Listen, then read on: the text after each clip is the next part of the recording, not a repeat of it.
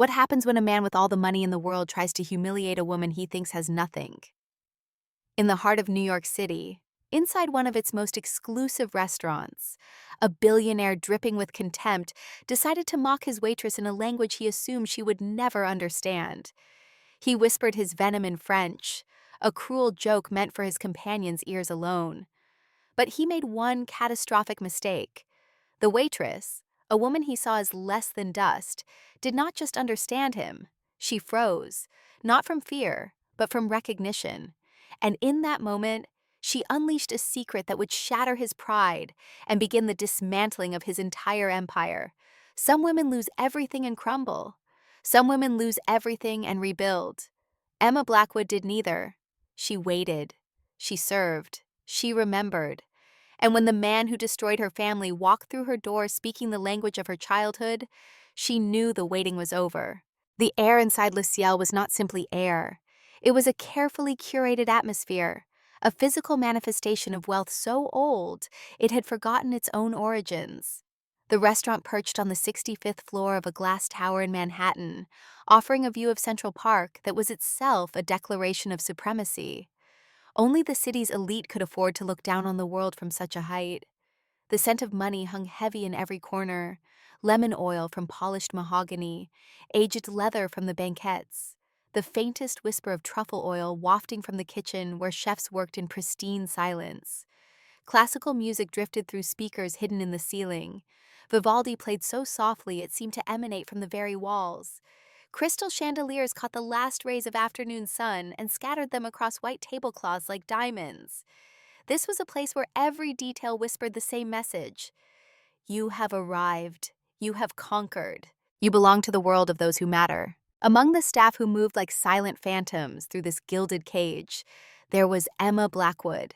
To the patrons, Emma was just part of the scenery. 26 years old, with eyes the color of a stormy sea and dark hair pulled back into a severe professional knot. She was impeccably efficient. Her movements were economical, her smile polite but distant, her presence deliberately unobtrusive. She refilled water glasses before they were half empty and cleared plates with a ghost-like grace. She was in every respect the perfect waitress for a place like Le Ciel, visible only when needed, invisible otherwise. The uniform was her armor, starched white shirt buttoned to the collar, black apron tied with military precision, sensible shoes that made no sound on the polished floor. She had learned over 5 long years to make herself small, to become a vessel for service, to drain her face of any expression that might suggest she possessed thoughts or feelings beyond the immediate task of bringing food to people who would never see her as human. But beneath that carefully constructed mask lived something these people could never imagine. Emma Blackwood was not born to serve. She was born to be served. Her father, Richard Blackwood, had been one of the world's most respected art historians and curators, a man whose word could authenticate a masterpiece or condemn a forgery with equal authority. Her mother, Catherine, was the daughter of a French diplomat, raised in the shadow of the Louvre, educated in the finest schools of Paris. Emma's childhood had been a whirlwind of museum galas and summers in Provence, of fencing lessons and piano recitals and fluency in 3 languages before she turned 12. French was not a subject she had learned in school. It was the language of her lullabies, the tongue in which her parents whispered their love and their arguments, the sound of home itself. That world had shattered 5 years ago. Shattered so completely that sometimes Emma wondered if it had ever existed at all, or if it had been nothing more than an elaborate dream from which she had finally, brutally awakened. As she moved through the dining room on this particular Tuesday evening, carrying a tray of champagne flutes to table 12, Emma allowed herself a moment of dangerous memory. She caught her reflection in one of the tall windows overlooking the park. 26, but she looked older. The years of exhaustion had carved shadows under her eyes. The constant stress had thinned her face, sharpened her cheekbones. She saw a stranger wearing her skin. 5 years ago, she would have been a guest here, she thought. 5 years ago, she would have walked through that door in a designer gown, her arm linked with her father's, her mother laughing at something clever Richard had said. 5 years ago, the people she now served would have known her name. Mrs. Whitmore sat at table 7, draped in pearls that cost more than Emma's annual salary. Emma had attended her daughter's wedding once, worn a lavender bridesmaid dress, received a pearl bracelet as a thank you gift, a bracelet she had sold 3 years ago to pay for her mother's medication. Now Mrs. Whitmore looked through her as if she were made of glass. "More bread, please." The words were not cruel. They were worse. They were indifferent.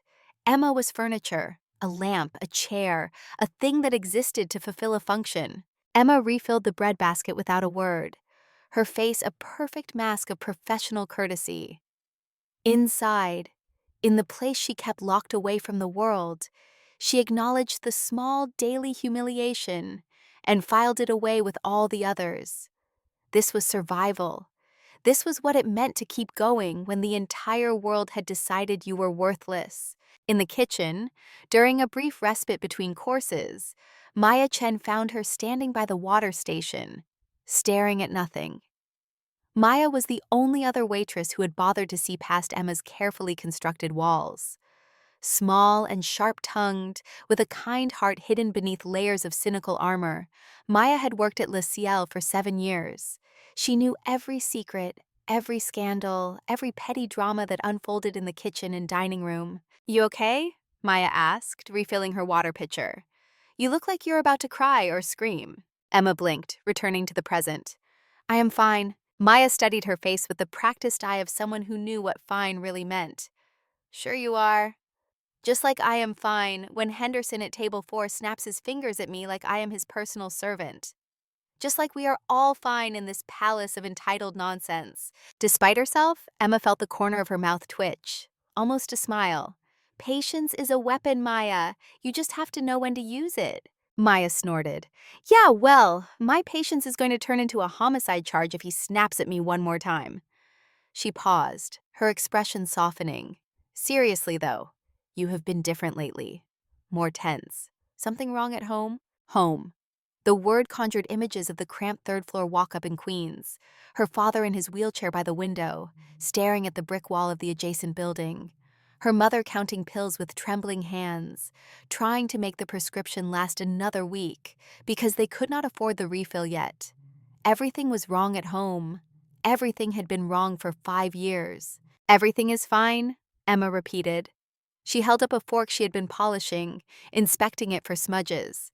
The reflection showed a tired young woman, but her eyes held something these people would never see, a fire that no amount of hardship had been able to extinguish. She was not just waiting tables, she was waiting for a chance, any chance, to reclaim what had been stolen, to restore her father's honor, to prove that the truth mattered more than money. That chance was about to walk through the door. Laurent Beaumont, the restaurant's manager, emerged from his office with the bearing of a general preparing for battle. French, impeccably dressed, with silver hair and eyes that missed nothing, Laurent ran Le Ciel with military precision. He clapped his hands once, gathering the staff's attention. "Listen carefully," he announced in his crisp accent. "We have a very important reservation tonight, Marcus Ashford. He is one of the principal investors in the restaurant group. Everything must be perfect, no mistakes." He looked directly at Emma. "Blackwood, you will take his table. Your professionalism is unmatched." Emma nodded, her expression unreadable. She knew the name.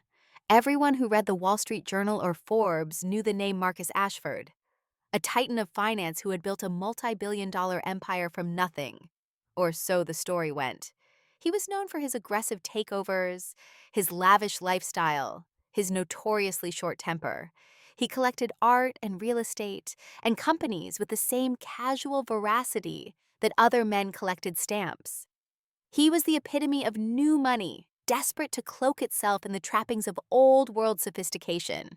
Emma returned to the dining room and prepared table 3, the corner banquette with the panoramic view. She smoothed the tablecloth with precise movements, arranged the silverware with geometric perfection, checked the wine glasses for spots. Her hands were steady. Her breathing was controlled.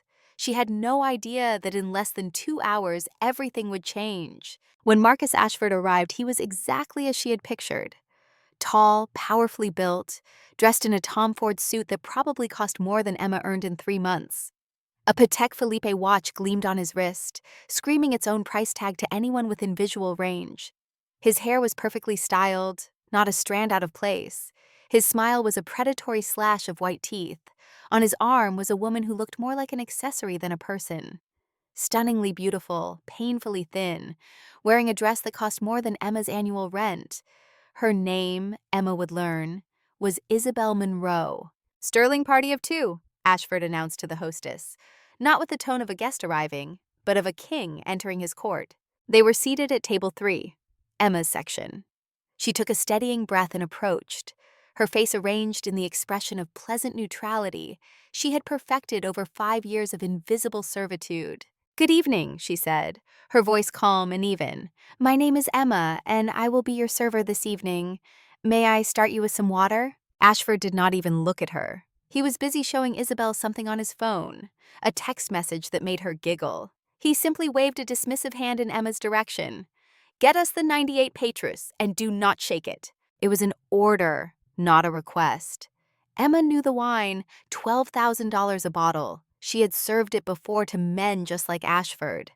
Men who ordered it not because they appreciated its subtle complexities, but because its price tag announced their wealth to everyone within earshot. "An excellent choice, sir," she said, maintaining her composure. She turned to Isabel. "And for you, madam?" Isabel looked up from the phone, momentarily confused, as if she had not expected to be addressed as a human being with preferences of her own. "Oh, I will have what he is having." Emma walked toward the wine cellar, feeling the familiar knot of resentment tighten in her stomach. Just another arrogant peacock. Just another man who saw her as a pair of hands to bring him food and drink. She had served hundreds like him. She would serve hundreds more. This was her reality now. She returned with the wine, presenting the bottle to Ashford as protocol demanded. He glanced at the label with a cursory nod, the gesture of a man performing a role he had learned from movies rather than genuine knowledge. "Open it," he commanded. Emma performed the ritual with practiced expertise. The clean cut of the foil, the silent twist of the corkscrew, the perfect pour into the decanter. Her hands were steady, betraying none of the contempt churning in her gut. She poured a small amount for Ashford to taste. He swirled it with exaggerated importance, sniffed it with the air of a connoisseur, and took a sip. "Acceptable," he declared, as if he were granting the wine a royal pardon. For the next hour, Emma served them in near silence. She moved in and out of their bubble of wealth and privilege, a ghost in their peripheral vision. They ignored her completely. Their conversation revolved around yachts and galas and the vapid gossip of their social circle. Ashford did most of the talking, his voice a constant stream of self-aggrandizement. He bragged about a recent acquisition, a rival company he had gutted and sold for parts. He spoke of people's livelihoods as if they were numbers on a spreadsheet, abstractions to be manipulated for maximum profit. Emma cleared their appetizer plates and brought the next course. Ashford ordered the beluga caviar, another ostentatious display. As Emma placed the mother-of-pearl spoons on the table, Ashford glanced at her for the first time since she had approached. But his eyes did not see a person. They saw an object, a prop in his performance of wealth. He leaned toward Isabel, a conspiratorial smirk playing on his lips. He lowered his voice, believing he was creating a private space between them. A secret shared in plain sight because the staff did not matter. The staff were not real people with ears and feelings and minds. The staff were scenery. And then he began to speak in French, the language he clearly thought was his secret weapon, a mark of his superior culture and education. His accent was atrocious, a clumsy American butchering of a beautiful language. But the words were clear as church bells. "Regards cette pauvre petite chose," he said, his voice dripping with condescension. "Look at this poor little thing. Elle travaille si dur pour quelques miettes. She works so hard for a few crumbs. Je me demande si elle a déjà goûté quelque chose de mieux que les restes de la cuisine. I wonder if she has ever tasted anything better than scraps from the kitchen." Isabel giggled, a high-pitched, vacuous sound that grated on Emma's nerves like nails on a chalkboard. "Oh, Marcus, you are awful." Ashford was thoroughly enjoying himself now, warming to his theme. "C'est la vie, ma chérie. That is life, my sweet. Il y a des gens comme nous, et puis il y a des gens comme eux. There are people like us, and then there are people like them. Elle vit probablement dans une boîte misérable dans un quartier où je ne conduirais même pas. She probably lives in some miserable little box in a neighborhood I would not even drive through. Emma stood perfectly still. The silver tray in her hands felt impossibly heavy. The ambient noise of the restaurant, the clinking of glasses, the murmur of other conversations, the soft classical music from the speakers, all of it faded into a dull roar in her ears. Her breath caught in her chest. Every muscle in her body went rigid. It was not just the insult. She had heard worse over 5 years of serving the entitled and cruel. She had been snapped at, condescended to, treated like furniture by people who would not have deigned to acknowledge her existence on the street. She had swallowed every humiliation with the same professional courtesy, had filed away every small cruelty in the locked vault of her heart. But this was different. This was not just an insult. It was something else. Something that reached through 5 years of carefully constructed walls and grabbed her by the throat. It was the phrase, people like us and people like them. She closed her eyes for a fraction of a second, and a memory exploded across her mind with the force of a physical blow. 5 years ago. Her father's study in their brownstone. Richard Blackwood standing by the window, his face pale with fury after a phone call. Her mother Catherine in the doorway, worried, asking what was wrong. And Richard's voice, shaking with anger, and something worse than anger, despair. That man, Richard had said, that man, Marcus Ashford, he thinks there are 2 types of people in this world.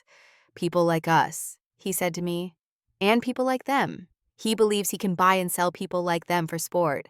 He believes money makes him God. Emma's eyes snapped open. Her vision tunneled. The entire restaurant disappeared. There was only this table, only this man, Marcus Ashford, the man her father had mentioned by name, the man who had been Richard's business partner, the man Richard had accused, in those final desperate weeks before the scandal broke, of orchestrating the entire scheme. Marcus Ashford. He was here, in her restaurant, at her table, mocking her in her mother's native tongue. The blood drained from Emma's face and then rushed back with the force of a tidal wave. The world tilted on its axis. 5 years of quiet suffering, of swallowed pride, of watching her family destroyed while she smiled and served and pretended not to care. All of it coalesced into a single white-hot point of clarity. This was not coincidence.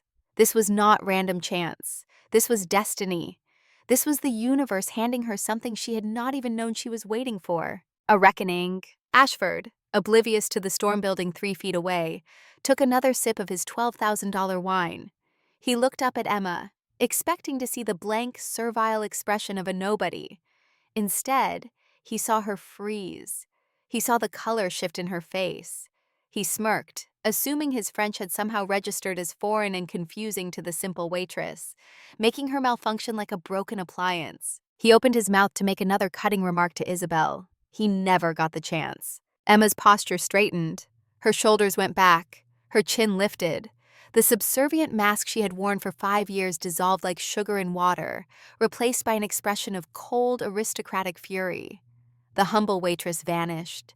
In her place stood the daughter of Richard and Catherine Blackwood, the woman who had been raised in museums and galleries, the woman who had learned French at her mother's knee, the woman whose childhood had been filled with art and beauty and the fierce belief that truth mattered more than profit. She leaned forward. Not enough to be improper, but enough to command his full attention. Her movement was deliberate, controlled, deadly. When she spoke, her voice was not the quiet differential tone of a server. It was low and flawless and resonant with the pure Parisian accent of the French elite. The accent her mother had passed down like an heirloom. The accent that made Ashford's clumsy attempt sound like a tourist asking for directions to the bathroom. "Monsieur," she began. The single word cut through the air like a shard of ice. Ashford's smirk faltered. His eyes widened. Isabel stopped giggling mid-breath. Emma continued, her storm-gray eyes locked on his with the precision of a sniper. "Si vous souhaitez critiquer mes circonstances en français, je suggère que vous maîtrisiez d'abord la langue au-delà du niveau d'un touriste demandant les toilettes." If you wish to criticize my circumstances in French, I suggest you first master the language beyond the level of a tourist asking for the bathroom. The words landed like physical blows. Ashford's jaw went slack. The wine glass in his hand trembled. He stared at Emma as if she had spontaneously transformed into something dangerous and incomprehensible. A tiger where a house cat should have been. But Emma was not finished. She had waited 5 years of silence, 5 years of humiliation, 5 years of watching her father waste away in a wheelchair and her mother count pills with shaking hands, 5 years of being invisible. She was done being invisible. Her voice dropped to a near whisper, but every word was enunciated with lethal clarity. Votre accent est aussi maladroit que vos manières. Et quant à ce que j'ai ou n'ai pas goûté, sachez que j'ai été élevée dans un monde pour lequel vous ne portez que le costume. Your accent is as clumsy as your manners. And as for what I have or have not tasted, know that I was raised in a world for which you only wear the costume. She held his stunned, panicked gaze for one long moment. Let the weight of her words settle over him like a shroud. Let him understand that she was not what he thought, that she saw through him, that his money and his power meant nothing in the face of her truth. Then, with a poise that was nothing short of breathtaking, Emma straightened. She gave a slight, almost imperceptible nod. Her voice shifted back to perfect professional English, crisp and formal. Please enjoy your caviar, sir. She turned and walked away.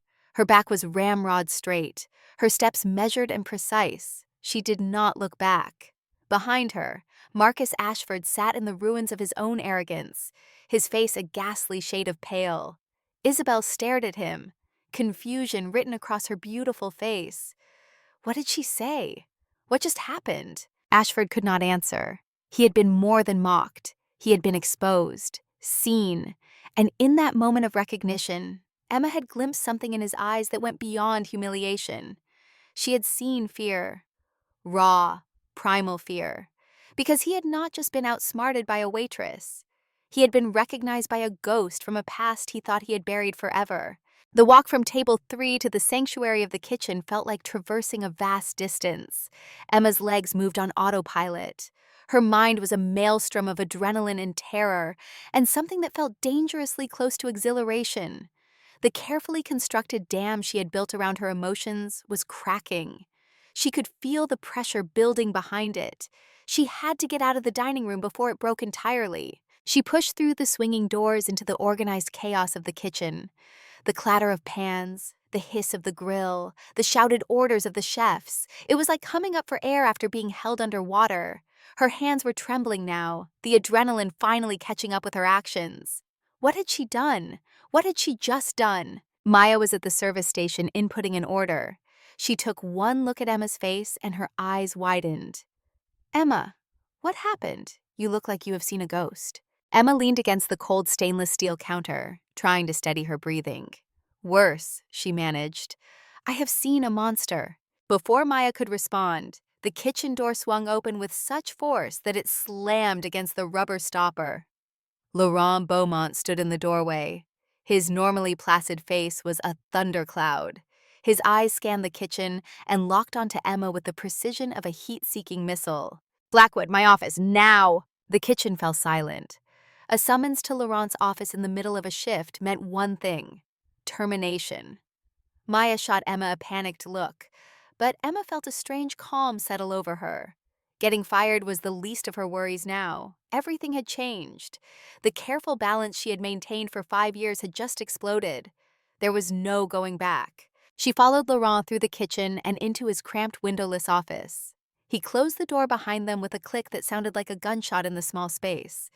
He gestured sharply to the chair opposite his desk. Emma sat. Laurent remained standing, his arms crossed, his expression unreadable. Explain, he said. His voice was dangerously low. Mr. Ashford is one of our most significant patrons. He has just informed the hostess that he is leaving, that he has been egregiously insulted by his server, that he will be speaking to the ownership group tomorrow morning. He demands your immediate dismissal. So I will ask you one time, Emma, what did you do? Emma met his gaze without flinching. The fear she should have felt was absent. In its place was something harder, something tempered by 5 years of loss. I spoke to him in French, she said simply. Laurent's eyebrows shot up. As a native of Lyon, as a Frenchman who took pride in his heritage and his language, this answer clearly surprised him. You spoke to him in French? What could you possibly have said in French to provoke such a reaction? This was the moment. She could lie, try to minimize what had happened, play it off as a misunderstanding, try to save her job, her income, the fragile stability that kept her family afloat. Or she could tell the truth. The choice was easy. He was speaking about me to his companion, Emma began. Her voice was steady, each word carefully chosen. He assumed, because I am a waitress, that I was uneducated and would not understand. He called me a poor little thing who survives on scraps from the kitchen. He mocked my presumed social status. His French was, to be frank, atrocious. Laurent listened, his expression shifting from anger to intense curiosity. And your reply? Emma's voice took on the same icy precision she had used at the table. My reply was delivered in the French my mother taught me. I suggested that if he wished to insult someone in a language, he should endeavor to learn it properly first. I told him his accent was as clumsy as his manners, and I informed him that I was raised in the world he merely pretends to be part of. A long silence filled the small office. Laurent stared at her, not as a manager looking at an errant employee, but as a man reassessing everything he thought he knew. He had always recognized something in Emma, a certain refinement, a grace that went beyond professional training. Now the pieces were clicking into place. Blackwood, he said slowly, her surname sounding different now, more formal, more weighted. What is your story? Emma took a breath. My father is Richard Blackwood. The name landed in the room with the weight of a dropped anvil. Laurent's eyes widened in recognition. Anyone in the world of high culture, especially a Frenchman who valued art and history, knew that name. Richard Blackwood, the brilliant curator, the Vermeer scandal, the tragic fall from grace. Mon Dieu, Laurent breathed. The art historian, the scandal. The same, Emma confirmed. And Marcus Ashford is the man who destroyed him. She watched Laurent's face as comprehension dawned. This was not a waitress snapping at a rude customer. This was a daughter defending her father's honor against the very man who had ruined him. This was 5 years of injustice, meeting 5 seconds of truth. Laurent was quiet for a long time. He walked to the small window that looked out over the kitchen, tapped his fingers on the desk. Finally, he turned back to Emma. Mr. Ashford has immense power, he said. His voice was no longer angry. It was concerned. He could cause significant trouble for this restaurant. For me. For you. I know, Emma said. I am prepared to leave.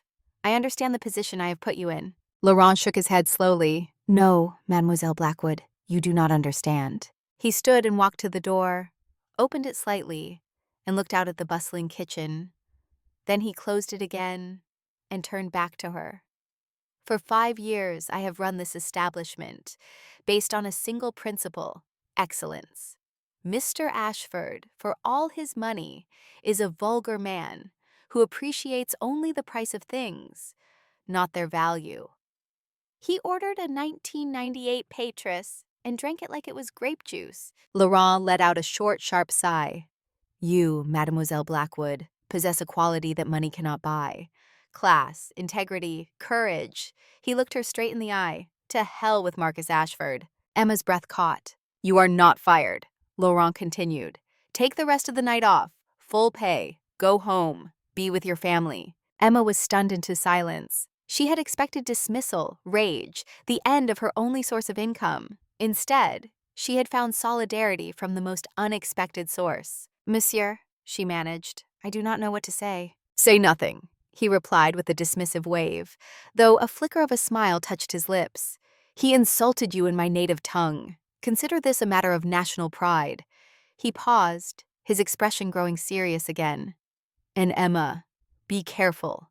A man like Ashford, when humiliated, does not simply walk away. He retaliates. Emma stood. For the first time in 5 years, she felt something other than resignation. She felt hope, dangerous, terrifying hope. Thank you, Laurent, for seeing me. I have always seen you, he said quietly. Now go. And whatever you are planning, be smart about it. Emma left Le Ciel and stepped out into the cool night air of Columbus Circle. The city lights, usually a source of oppressive anonymity, seemed to sparkle with possibility tonight. The confrontation had been like a lightning strike, illuminating a path forward that had been shrouded in darkness for 5 long years. She walked to the subway station, her mind racing. Marcus Ashford. He was not just a random billionaire who had mocked her. He was the man, the one her father had named, the one Richard had accused of orchestrating the fraud. And now he knew, or would soon know, that Emma Blackwood existed, that she was here, that she had seen him. What would he do? Laurent was right. Men like Ashford did not simply accept humiliation. They destroyed the source of it. They used their money and power to crush anyone who dared to challenge them. Emma had just painted a target on her back and on her family. But for the first time in 5 years, she did not feel afraid. She felt awake. The subway ride to Queens passed in a blur. When she arrived at the cramped third-floor walk-up that was now home, she found her mother Catherine asleep in the armchair in the living room. A thin blanket was pulled over her lap. An open book of French poetry rested on her chest. Catherine looked so fragile, a pale shadow of the vibrant woman she had once been. The years of stress and illness had hollowed her out, carved deep lines into her face. Emma gently took the book and placed a bookmark in it. She draped the blanket more securely around her mother's shoulders. Catherine stirred but did not wake. Emma stood there for a moment, looking at the woman who had taught her French, who had shown her the world, who had believed that beauty and truth mattered more than wealth. In the small room that served as her father's bedroom and study, Emma found Richard awake. He sat in his wheelchair by the window, looking out at the brick wall of the adjacent building. The stroke had stolen so much from him, his ability to speak clearly, his mobility. But it had not stolen the intelligence in his eyes. He turned his head as Emma entered. His gaze was sharp, questioning. He could always tell when something was different. Emma knelt beside his wheelchair and took his good hand in hers. "Papa," she said softly, "I saw him tonight. Marcus Ashford." Richard's hand convulsed in hers. A low, guttural sound of frustration and rage escaped his lips. His eyes burned with a fire she had not seen in years. "He was at the restaurant," Emma continued. "He tried to humiliate me. He did not know who I was, but I knew who he was. And Papa, I did not stay silent." She recounted the entire exchange word for word in French. As she spoke, she watched her father's face transform. The frustration gave way to shock, then to something else, a fierce, blazing pride. A single tear tracked its way down his weathered cheek. When she finished, Richard squeezed her hand with surprising strength. His eyes conveyed everything his voice could not. "Good. It has begun." Emma felt something shift inside her. For 5 years, she had been a victim. A daughter caring for broken parents. A waitress invisible to the world. But tonight, she had spoken. She had stood up. She had looked a monster in the eye and refused to be diminished. She did not know what would come next. She did not have a plan. She had no resources, no power, no allies beyond a French manager who had shown her unexpected kindness. But she had something else. She had her father's journals locked away in a trunk under her bed. Journals she had not read in years because the pain was too great. Journals that might contain the evidence Richard had never been able to present before the scandal destroyed him. And she had truth, her father's truth, the truth that Marcus Ashford had spent 5 years and millions of dollars trying to bury. Emma went to her small room and pulled out the worn leather-bound trunk. Inside were photographs from another life, university textbooks she would never use, and at the very bottom, wrapped in cloth, her father's private research journals. She opened the first one and began to read. The elegant looping script, the meticulous notes, the growing concern in her father's observations about the merchant's secret, the painting that had destroyed him. And then, buried in entries from 2 weeks before the scandal broke, she found it. "Something is wrong with the lead tin yellow," her father had written. "The particle composition is too uniform. It feels manufactured. Perfect, in a way that feels false. I raised my concerns with Marcus today. He dismissed them. 'This is our golden goose,' he said. 'Do not ruin it.' His eagerness to rush to authentication is unseemly. He has already pre-sold shares in the painting to investors. If it is revealed as fake, he will be ruined." Emma's heart pounded as she read further. Her father had known. He had documented his suspicions in real time, and Ashford had known that Richard was on the verge of exposing him. The final entry before Richard's public disgrace was dated just 2 days prior. I am certain now it is a forgery. There is a particular technique in the underdrawing, a signature of a known 20th century forger. I have a sample ready for independent analysis. I will confront Marcus with my full findings tomorrow. The truth must come out. But Richard never got that chance. The next day, the anonymous tip had led investigators to a Swiss bank account in his name. The independent analysis he had commissioned was mysteriously lost, and Richard Blackwood, man of integrity, was branded a fraud. Emma closed the journal. Her hands were shaking, not from fear, from clarity. Marcus Ashford had not just profited from her father's downfall. He had orchestrated it. He had framed Richard to prevent the exposure of his own massive fraud.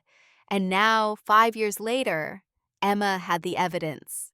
Her father's contemporaneous notes, documentation that proved Richard had been trying to reveal the truth, not hide it. She did not know what to do with this knowledge yet. She did not know how to fight a billionaire with unlimited resources and no conscience. But she knew one thing with absolute certainty. The waiting was over. The silence was broken. And Emma Blackwood, the invisible waitress, the fallen daughter, was going to make Marcus Ashford pay for what he had done. She stood and walked to the window, looked out at the lights of Manhattan glittering in the distance. Somewhere out there, in a penthouse that cost more than most people earned in a lifetime, Marcus Ashford was probably sleeping soundly. Or perhaps he was lying awake, wondering about the waitress who had spoken perfect French, wondering if he should be worried. He should be worried. Emma touched the cold glass of the window. Her reflection stared back at her. Not the tired waitress, not the broken daughter, someone new, someone dangerous. Patience is a weapon, she had told Maya. You just have to know when to use it. For 5 years, Emma had been patient. She had waited, she had served, she had survived. But patience without a target was just suffering. Tonight, she had found her target. The ghost had spoken, and now the ghost would haunt.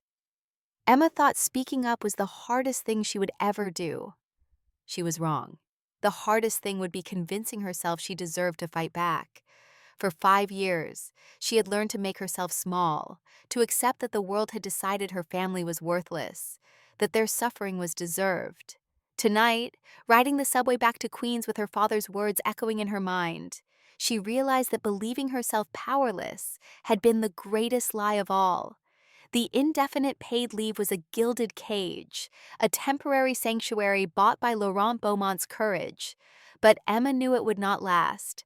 Marcus Ashford was not a man to forgive or forget a public humiliation. He would investigate. He would dig until he unearthed the name Blackwood. And when he did, his fear would ignite a far more dangerous fire. Her time was running out, but for the first time in 5 years, Emma was not running away. She was running toward something. The third-floor walk-up in Queens had never felt like home. It was a place they existed in, a collection of rooms that held the remnants of their former life like a museum of loss. But when Emma pushed through the door at 11:30 that night, still wearing her server's uniform, she saw her mother waiting in the armchair by the lamp. Catherine had not gone to bed. She had been waiting, the way mothers do when they sense something has shifted in the universe of their children. Catherine looked up as Emma entered. Her face was pale, lined with the exhaustion of chronic illness and 5 years of grief. But her eyes were sharp, alert. She set down the book of French poetry she had been pretending to read. "You are home early," she said. Her voice carried the faint accent of her Parisian upbringing, softened but never lost. What happened? Emma stood in the doorway. The words she needed to say were trapped somewhere between her heart and her throat. For 5 years, she had been strong for her parents. She had swallowed her pain, her rage, her grief. She had been the rock they clung to. But standing there under her mother's gaze, seeing the worry etched into every line of Catherine's face, Emma felt something crack inside her. "I did something stupid, Mama." The words came out broken. And then, for the first time in 5 years, Emma began to cry. Not delicate tears, great heaving sobs that bent her double, that shook her entire body. Catherine was on her feet instantly, moving faster than her frail body should have allowed. She pulled Emma into her arms, stroking her hair the way she had when Emma was a child. "Breathe, ma chérie, breathe with me." Emma tried to speak it through the tears. "I spoke back to a customer. He said terrible things, and I could not stay silent. And Laurent says I am not fired. But maman, what will we do for money? What if they change their minds?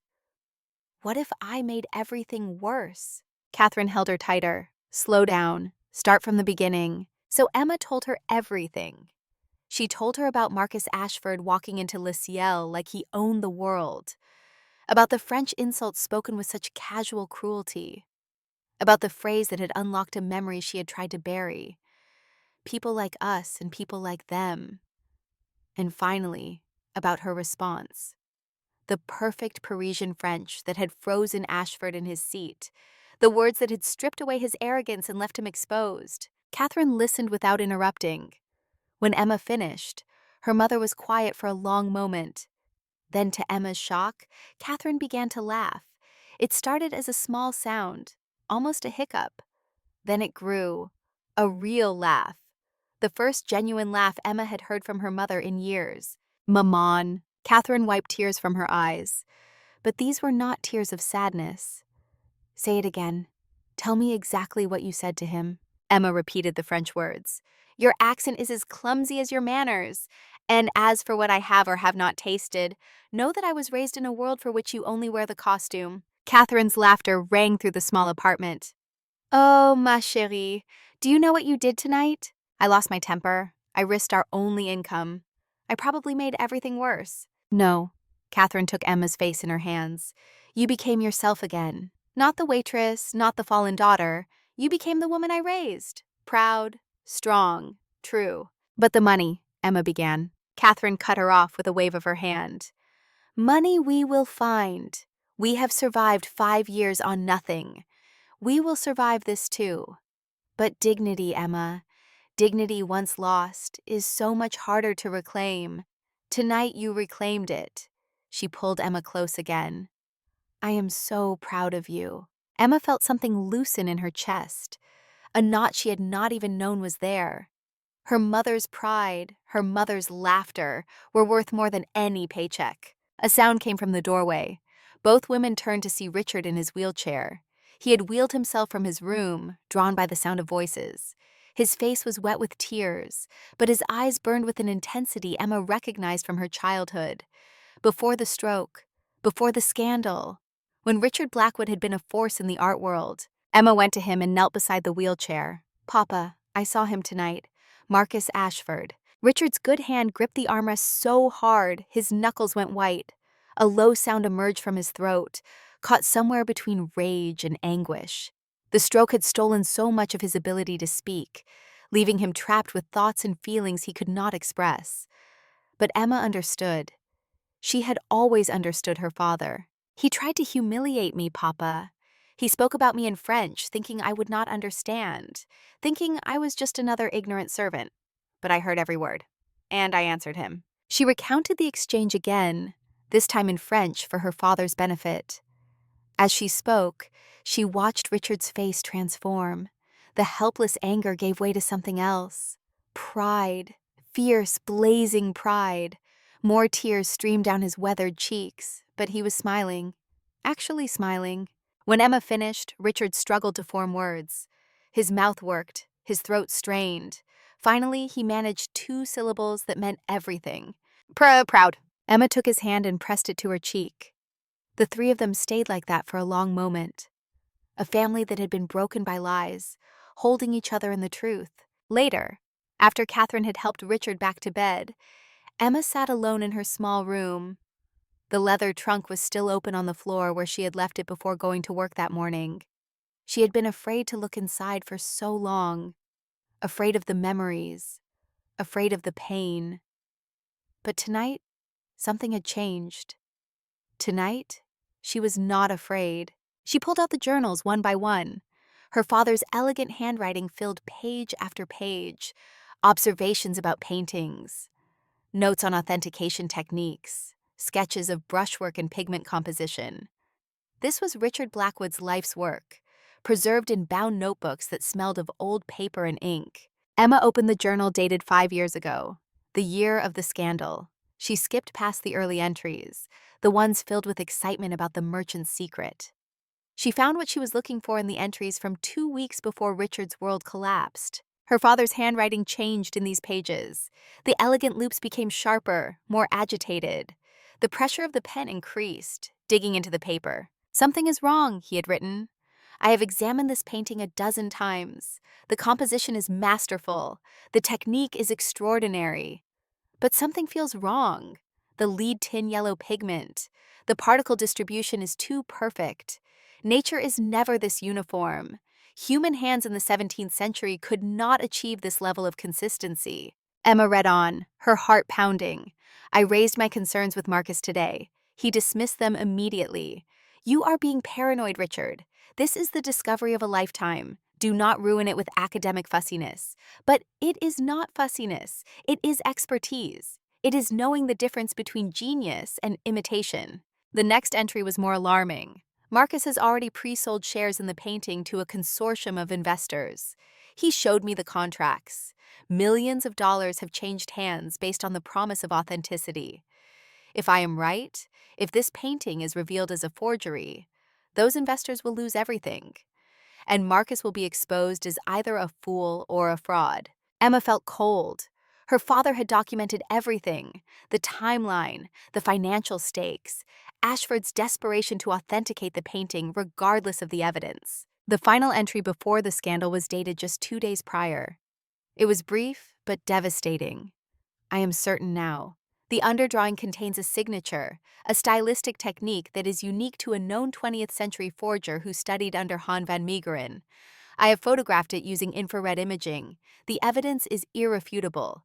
Tomorrow, I will present my findings to Marcus and to the board. The painting is a forgery. The truth must come out regardless of the consequences." But Richard never got that chance. The next day, the anonymous tip had arrived at the authorities: a Swiss bank account in Richard's name, deposits traced to the painting's sellers, and the independent analysis Richard had commissioned, the proof of the forgery, had vanished, replaced by a report that confirmed the painting's authenticity. Emma closed the journal. Her hands were shaking, but not from fear, from clarity, from purpose. Her father had been right. He had the evidence, and someone, almost certainly Marcus Ashford, had destroyed that evidence and framed Richard to protect a multi-million-dollar fraud. This was not just about restoring her father's reputation. This was about exposing a crime, a conspiracy that had destroyed an innocent man and his family. Emma looked at the closed journal in her lap. This was the proof. Richard's contemporaneous documentation, his real-time suspicions recorded before anyone knew there would be a scandal. No one could claim he had written these entries after the fact to save himself. The stroke had made that impossible. But what could she do with this proof? She was a waitress with no money, no connections, no power. Marcus Ashford was a billionaire with lawyers and publicists, and the ability to destroy anyone who challenged him. Emma thought about Laurent's words. A man like Ashford, when humiliated, does not simply walk away. He retaliates. Let him retaliate, Emma thought. Let him come. Because now she had something he could never take away: the truth. She carefully returned the journals to the trunk. Tomorrow she would figure out what to do next. Tonight, she needed sleep. But for the first time in 5 years, Emma went to bed not as a victim, but as a woman with a mission. The next morning, Emma's phone buzzed with a text message. It was from Maya. "Need to talk. Coffee? Now." They met at a diner 6 blocks from Emma's apartment. Maya was already in a booth when Emma arrived, 2 cups of coffee steaming on the table. Maya looked worried, her usual sharp humor replaced by genuine concern. "Laurent told me," Maya said without preamble. "About Ashford, about you being on leave." "Emma, what is really going on?" Emma sat down across from her.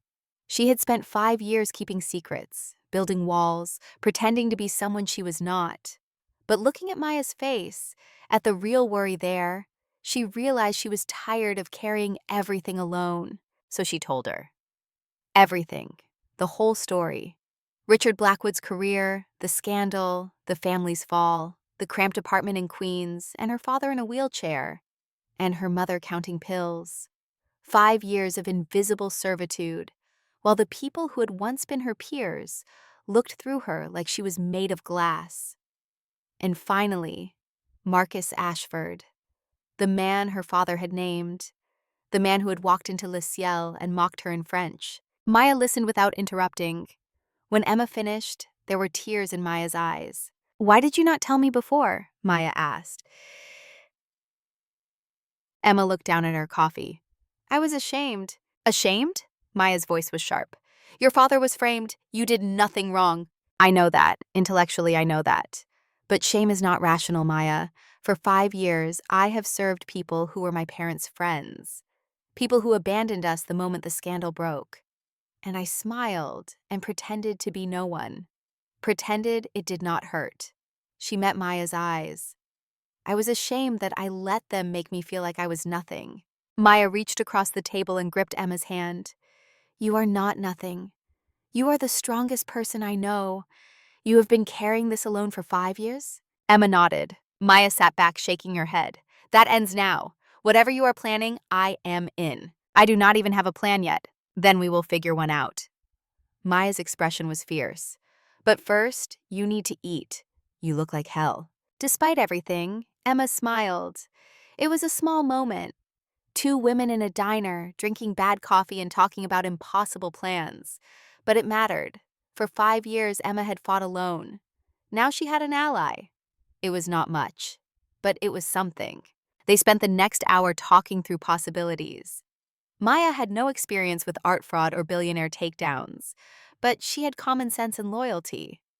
And sometimes, Emma thought, that was worth more than expertise. "You need someone with a credibility," Maya said. "Someone people will listen to. A journalist, maybe?" Emma had been thinking the same thing. There had been one journalist who had questioned the narrative of her father's guilt. An old-school investigative reporter who had written a single skeptical column about the convenient perfection of the case against Richard Blackwood.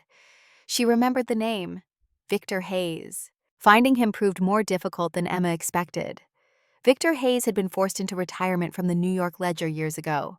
He had no social media presence, no public contact information. But Maya was resourceful. She called a friend who knew someone at the old press club.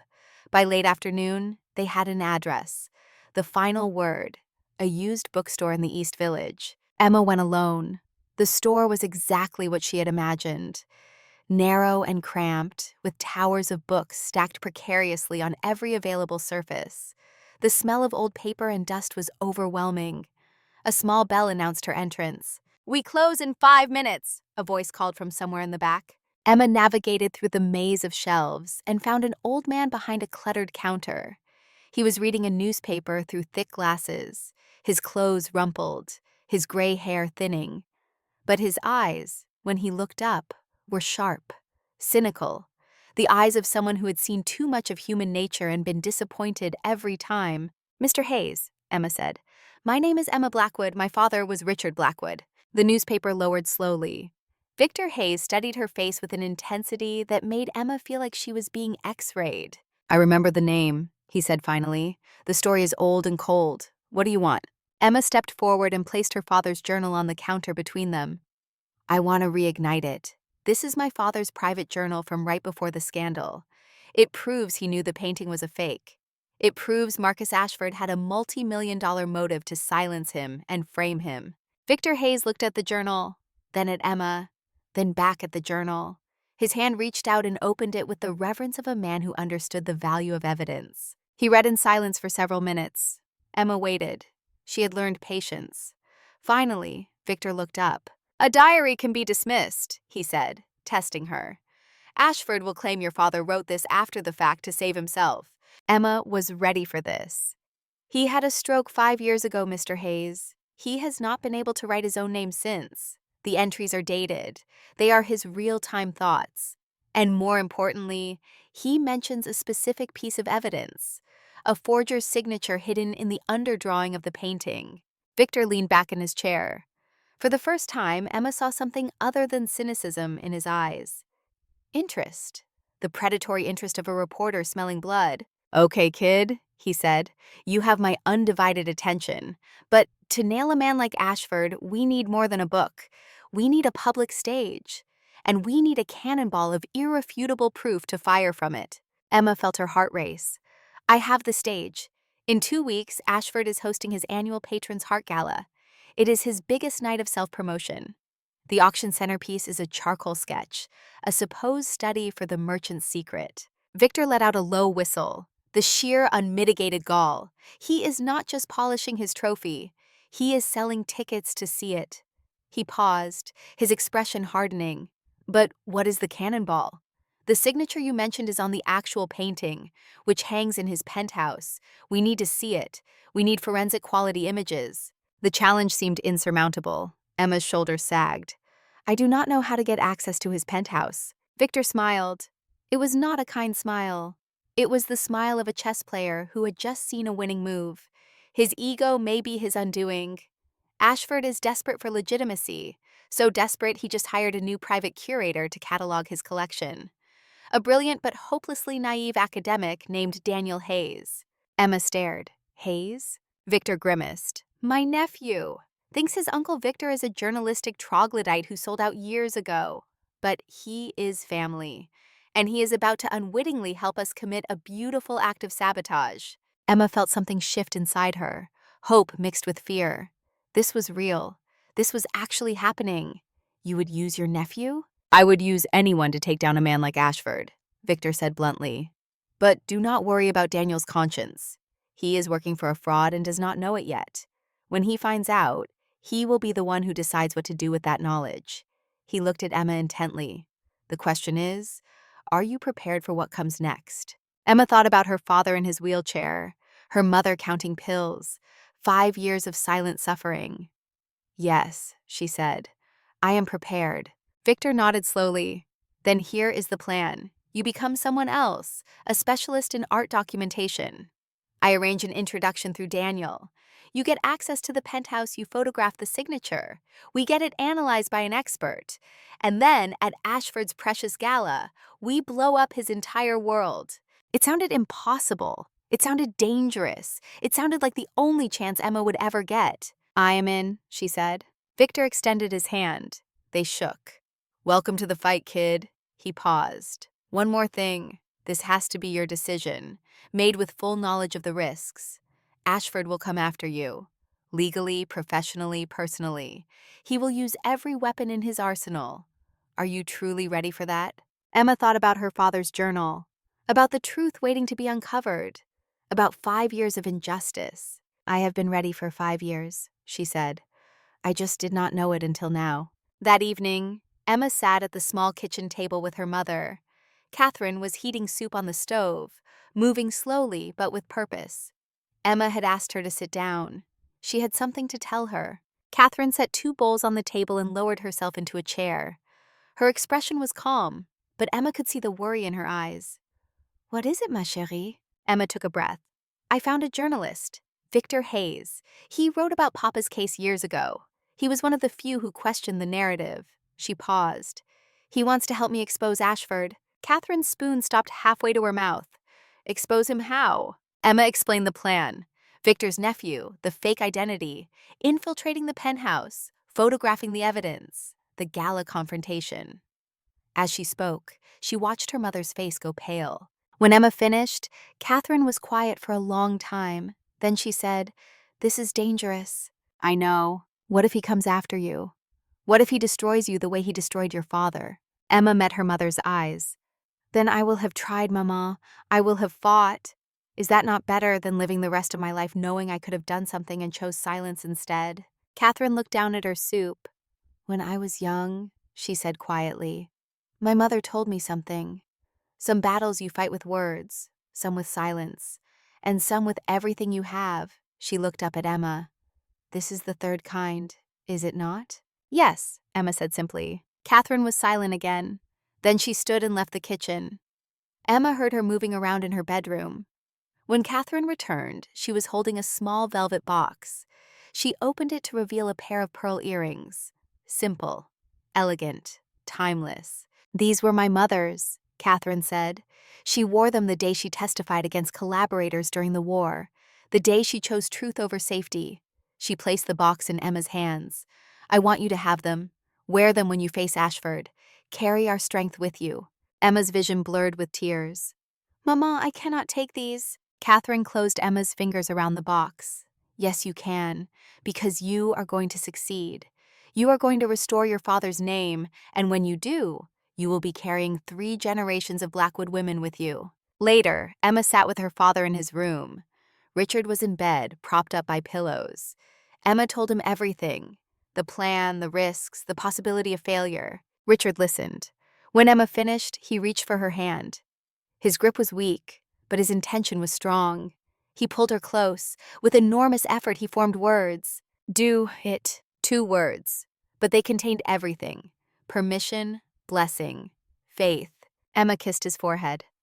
"I will make you proud, Papa." Richard shook his head, already proud. That night, Emma lay in bed holding the velvet box with her grandmother's earrings. Outside her window, the city hummed with life. Somewhere out there, Marcus Ashford was sleeping in his penthouse, surrounded by his stolen fortune and fraudulent art. He thought he was safe. He thought the past was buried. He was wrong. Emma opened the box and looked at the pearls. 3 generations of strong women. Her grandmother who had faced Nazis. Her mother who had survived exile and illness. And now Emma, who would face a different kind of monster. She had a journalist. She had a plan forming. She had her mother's blessing and her father's truth. Now she needed courage she was not sure she possessed. But she had been pretending to be invisible for 5 years. Surely she could pretend to be brave for a few weeks. Emma closed the box and set it on her nightstand. Tomorrow she would meet with Victor again. They would refine the plan, create her false identity, prepare for the infiltration.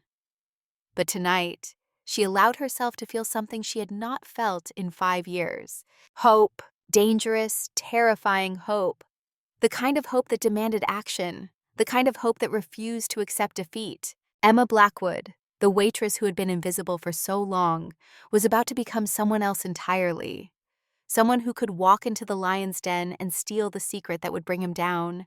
The ghost had spoken. Now the ghost would gather allies, weapons, and the will to fight. Marcus Ashford had 5 years to enjoy his victory. His time was running out, and he had no idea that the daughter of the man he destroyed was coming for him with the one thing his money could not buy: the truth. Courage is not the absence of fear. It is walking into the lion's den despite trembling hands, despite a hammering heart, despite the certain knowledge that discovery means destruction. Emma Blackwood learned this truth the day she became Anna Reeves. For 10 days, she would live as someone else. She would speak with a different voice, wear a different face, carry herself with the confidence of a woman who belonged in the world of wealth and power. And if Marcus Ashford recognized her, if he saw through the mask for even a moment, everything would end before it began. But Emma had been invisible for 5 years. She had perfected the art of becoming what others expected to see. Now she would use that skill not to disappear, but to deceive. The ghost was learning to wear many faces, and the most dangerous face of all was the one that looked like nothing. The transformation began in Victor Hayes's cramped apartment above the bookstore.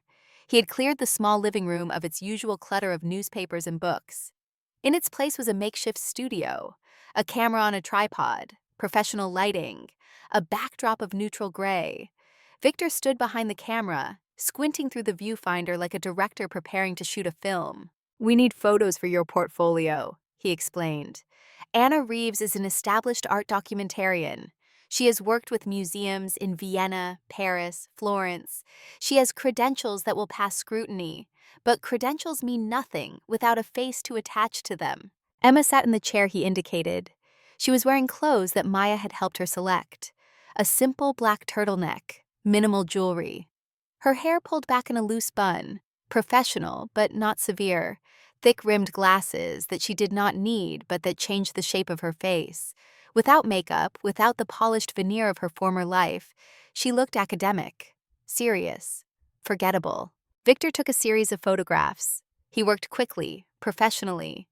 When he was finished, he showed Emma the images on his laptop. She stared at the screen. The woman looking back at her was a stranger. Not the exhausted waitress from Le Ciel, not the privileged daughter from her childhood. someone in between, someone who could blend into the background of a billionaire's penthouse and be dismissed as harmless. Perfect, Victor said. You look exactly like someone Ashford would never notice. Emma studied the images. Is that what I am now? Someone no one notices? Victor looked at her over the laptop. That is what you have been for 5 years. The difference is now you are choosing it. You are weaponizing it. The words should have stung. Instead, they felt clarifying. Emma nodded slowly. How long before the credentials are ready? 2 days. I have a contact who specializes in this sort of thing. Former intelligence, now does freelance work for journalists who need cover identities. He owes me several favors. And your nephew? Will he accept me as legitimate? Victor leaned back in his chair. Daniel is brilliant but naive. He wants to believe the best in people. If I tell him I know a talented documentarian who needs work, he will accept it at face value, especially if her credentials check out. He paused. The real question is whether you can maintain the deception face-to-face with Ashford. Emma felt ice settle in her stomach. That was the question that kept her awake at night. Could she stand 3 feet from the man who had destroyed her family and pretend to be no one? Could she keep her hands steady, her voice neutral, her face blank? I have to, she said simply. The next few days were a blur of preparation. Maya took Emma shopping, using money that Victor had provided from some mysterious source he refused to explain. They bought conservative professional clothing, simple shoes with low heels, a leather portfolio bag that looked expensive but understated. Maya had an eye for detail that surprised Emma. You need to look successful but not wealthy, Maya explained as they sorted through racks at a secondhand designer shop in Soho. Someone who has worked hard and earned respect through skill, not money. You are the kind of person Ashford would hire but never truly see. Emma tried on outfit after outfit. Each time she looked in the mirror, she saw someone different. The glasses helped. The severe hairstyle helped. But the biggest change was internal. She was learning to carry herself differently. Not with the defeated posture of a waitress. Not with the confident grace of her former privileged life. But with the quiet professionalism of an expert who knew her worth but felt no need to broadcast it. At the bookstore, Victor coached her on the technical aspects of her cover. He had assembled a crash course in art documentation photography. Emma already knew more than most people about art history, thanks to her father's influence and her own truncated university education. But the technical photography was new territory. Multispectral imaging uses different wavelengths of light to see beneath the surface of a painting, Victor explained, showing her diagrams on his laptop. Infrared light can reveal underdrawings, earlier compositions, changes made during the painting process. And in this case, a forger's signature. Emma studied the images. How do I explain why I need to use this technique? You tell Daniel it is standard practice for creating a comprehensive insurance catalog. High-value pieces require documentation at multiple wavelengths. It is the truth, just not all of the truth. Emma spent hours practicing with the camera equipment Victor had borrowed from a photographer friend. She learned the settings, the angles, the terminology. She practiced speaking about her work with the casual confidence of someone who had done it 1,000 times. At night, her fingers ached from practicing the precise movements. Her head spun with technical jargon. But the hardest part was not the technical preparation. It was the moral weight of the deception. One evening, alone in her room, Emma stared at the fake credentials that had arrived by courier. Anna Reeves, born in Chicago, educated at Northwestern, freelance art documentarian with an impressive list of clients. All of it lies, all of it carefully constructed fiction. Emma thought about her father. Richard Blackwood had built his entire reputation on truth and integrity. He had been destroyed for refusing to authenticate a forgery. And now his daughter was about to walk into a stranger's home using a false name, a manufactured identity, a web of lies. Was this what he would have wanted? Or was she becoming exactly the kind of person he had spent his life opposing? Emma picked up her phone and called Maya. It was late, after 11, but Maya answered on the second ring. I do not know if I can do this, Emma said without preamble. There was a pause, then Maya's voice, gentle but firm. Talk to me. I am about to deceive people, lie to them, manipulate them. Emma's voice cracked. My father was destroyed because someone lied, and now I am becoming a liar too. Maya was quiet for a moment. Then she said, "Are you lying about the painting being a forgery?" "No." "Are you lying about your father being framed?" "No." "Are you lying about Ashford's crimes?" "No," Emma whispered. "Then you are not a liar. You are using deception as a tool to reveal truth. There is a difference." Maya's voice softened. "Emma, if you walked up to Ashford and told him who you really are, what would happen?" "He would have me arrested, thrown out, destroyed." "Exactly. So you have to become someone he will not see as a threat. That is not the same as being a liar. That is survival. That is strategy." Emma felt some of the weight lift. "But what if I fail?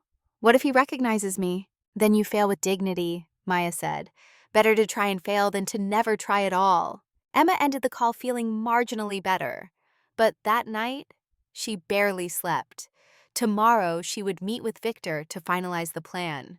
The day after that, Daniel Hayes would make the introduction to Ashford. And then she would walk into the penthouse of the man who had destroyed her family, wearing a mask that might shatter at any moment. The night before the infiltration, Emma could not sleep at all. She lay in bed staring at the ceiling, listening to the sounds of the city outside her window, car horns, distant sirens, the hum of lives being lived while hers hung in terrifying suspension. At 2 in the morning, she gave up and went to the living room. She was surprised to find her mother there, sitting in the armchair by the window looking out at the streetlights below. "Cannot sleep either, ma chérie?" Catherine asked without turning around. Emma sat on the floor beside her mother's chair. "How did you know I would be awake?" Catherine smiled faintly. "Because I know you. You are thinking of backing out." Emma was shocked into silence. Catherine looked down at her daughter. "You are thinking that if you stay quiet, if you do nothing, we will be safer. That Ashford cannot hurt us if we do not challenge him." "Is that so wrong?" Emma asked. Her voice was small. "Maman, what if I fail? What if I make everything worse? What if he comes after you and Papa?" Catherine was quiet for a long moment. Then she said, "Can I tell you a secret?" Emma nodded. "I have been dying slowly for 5 years. Not from illness, from shame." "Maman, no." "Yes." Catherine's voice was firm. "Shame of silence, shame of accepting injustice, shame of watching my husband destroyed and doing nothing." She took Emma's face in her hands. "Tomorrow, even if everything goes wrong, even if you fail completely, you will have done something I could not do. You will have spoken truth to power. That is worth any risk. But you could get hurt." Catherine shook her head. "I am already hurt. We are all already hurt. But tomorrow, you give us a chance to heal, to have our dignity back, to know that we did not just accept our destruction quietly." From the doorway came a sound. Both women turned to see Richard in his wheelchair. He had wheeled himself from his room, drawn by their voices. His face was lined with exhaustion, but his eyes were bright. Emma went to him. "Papa, you should be sleeping." Richard reached for her hand. His grip was weak but insistent. He pulled her close, with enormous effort, fighting against the stroke's damage to his speech. He formed words. "Do it for all of us." Emma felt tears on her cheeks. "Are you sure?" Richard nodded. Then with even more effort, he said something else. Proud, already proud." The three of them stayed like that for a long time. A family that had been broken by lies, giving each other permission to fight back with truth. When Emma finally returned to her room, she was still terrified, but she was also certain. Tomorrow she would walk into the lion's den, and she would not walk alone. She would carry her family's strength with her. The morning of the infiltration arrived with cruel normalcy. Sunlight streamed through Emma's window.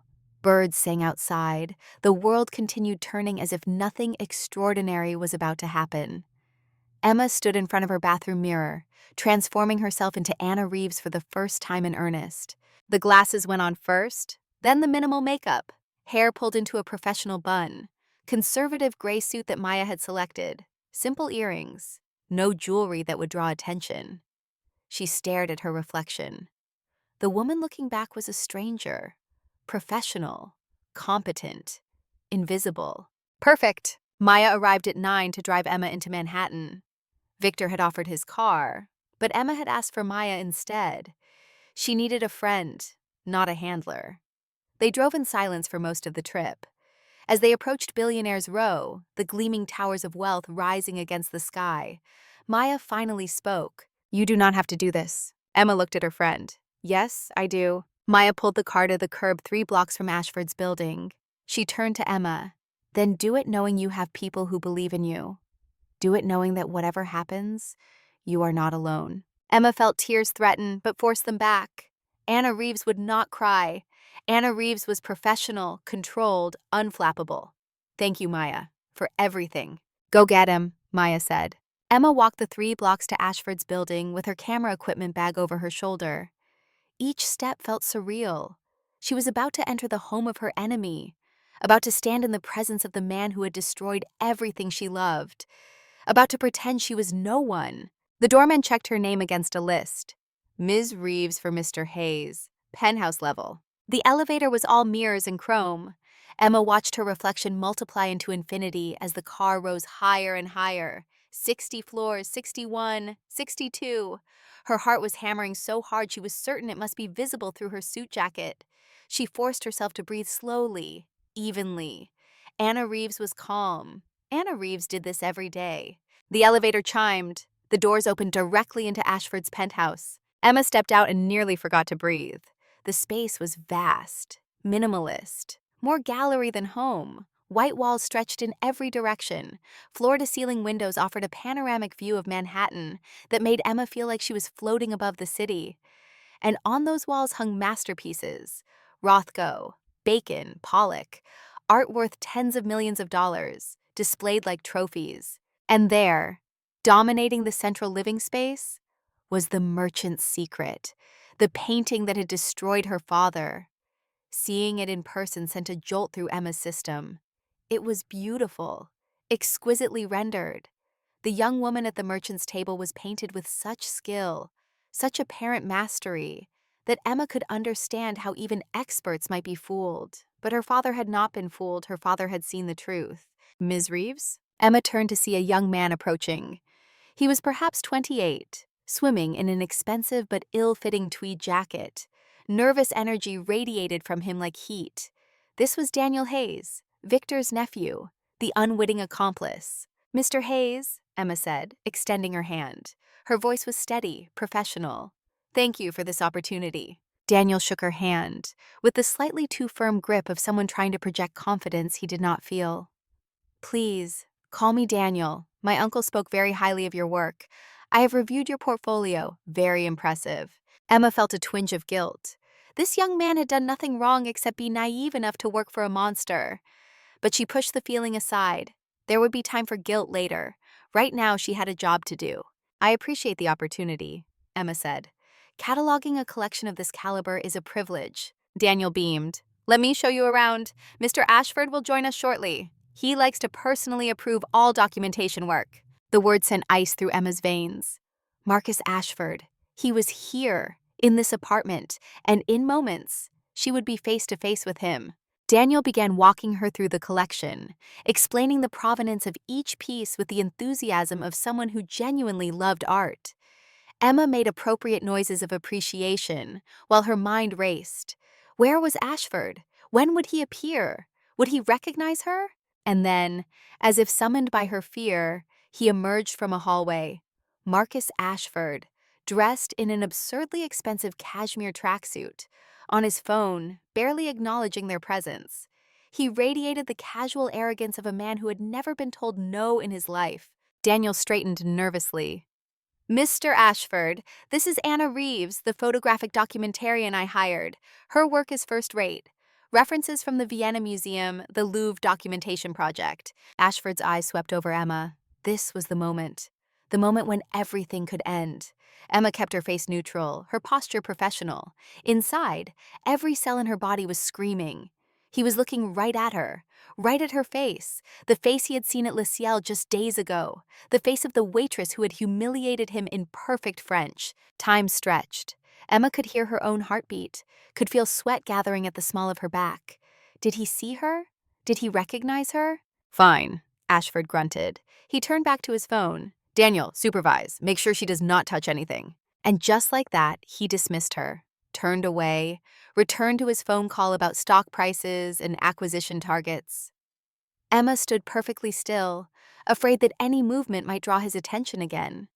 But Ashford was already walking away, absorbed in his own world. He had looked directly at her and seen nothing. Not the waitress, not the daughter of the man he had destroyed. Nothing. The relief was so intense, Emma felt dizzy. But mixed with that relief was something else. A bitter revelation. She was so beneath him, so utterly insignificant in his worldview, that he could not even see her. 5 years ago, she might have been worth noticing. 5 years ago, she had been someone. But now she was furniture, a hired hand, background noise in the symphony of his wealth. Emma forced herself to focus. She could process the humiliation later. Right now, she had work to do. Daniel, oblivious to the internal storm Emma was weathering, continued the tour. For the next 2 hours, Emma photographed pieces from Ashford's collection. She worked methodically, professionally, set up her equipment, adjusted lighting, took multiple exposures from different angles, all standard practice for documentation work. Daniel hovered nearby, occasionally offering information about provenance or acquisition history. Ashford appeared intermittently, always on his phone, always dismissive. He was like a shark circling territory, checking on his possessions. Each time he came near, Emma felt her muscles tense, but he never really looked at her. She was invisible, exactly as she needed to be. Finally, Emma approached the merchant's secret. Daniel stood beside her, visibly excited. "Ah, the crown jewel," he said. "Mr. Ashford's most prized acquisition, a masterwork by one of the Dutch masters. The authentication was controversial, but Mr. Ashford's expert confirmed it." Emma kept her face neutral, even as rage burned in her gut. "Your expert! My father," she thought. "The man you destroyed." "Given its provenance and value," Emma said aloud, her voice perfectly professional, "I will need to use multispectral imaging to create a comprehensive record for the insurance catalog." Daniel nodded enthusiastically. "Of course, whatever you need." Emma set up her specialized camera equipment. This was the moment everything hinged on. She mounted the camera on her tripod and attached the infrared filter. Her hands were steady through sheer force of will. One mistake, one sign of nervousness, and everything could unravel. From across the room, Ashford noticed the special equipment. He wandered over, curiosity temporarily pulling him from his phone. "What is all this?" he asked. Emma turned to face him, forced herself to meet his eyes. "Infrared photography reveals underdrawing beneath the paint surface," she explained in Anna Reeves's calm, academic tone. "It is standard practice for documentation of works this valuable, allows us to see the artist's process, any corrections or changes made during creation." Ashford preened at the word valuable. "Of course, spare no expense for accuracy." He watched for another moment, then returned to his phone calls. Emma allowed herself one small breath of relief. Then she turned back to the painting and focused her camera on the sleeve of the merchant's daughter, the exact spot her father's journal had described. Through the viewfinder, the painted surface was opaque and perfect. But on the camera's digital screen, which processed the infrared light, something else began to appear: ghost images, the underdrawing beneath the final painting, brush strokes invisible to the naked eye. And there, exactly where Richard Blackwood had said it would be, was the signature. A specific geometric cross-hatching pattern in the folds of fabric. A stylistic quirk as unique as a fingerprint, the mark of a known 20th century forger. Emma's breath caught. Her father had been right. The evidence was real. It was here. She was looking at it. Her hands trembled slightly as she adjusted the focus. She took a dozen images from different angles, different exposures, capturing every detail of the hidden signature. Each click of the shutter felt like a small victory. Each image was another piece of proof, another step toward justice. Daniel stood nearby, completely unaware that he was witnessing the documentation of a fraud. He made occasional comments about the painting's beauty, its historical significance. Emma responded with appropriate technical observations, while internally her mind was screaming, "I have it! I have the proof! Papa was right. Papa was right." When she was satisfied she had captured everything, Emma carefully downloaded the files to an encrypted drive. Then, with deliberate casualness, she wiped the camera's memory card clean. No trace left behind. The evidence was secure. The mission was accomplished. As Emma packed up her equipment, Ashford approached one final time. He stood beside the painting, proprietary satisfaction written across his features. "Impressive, is it not?" he said, not really asking. "My Vermeer." The possessiveness in his voice made Emma's skin crawl. She wanted to scream at him, to tell him it was a fake, that he was a fraud, that her father had known the truth and been destroyed for it. But Anna Reeves would never do such things.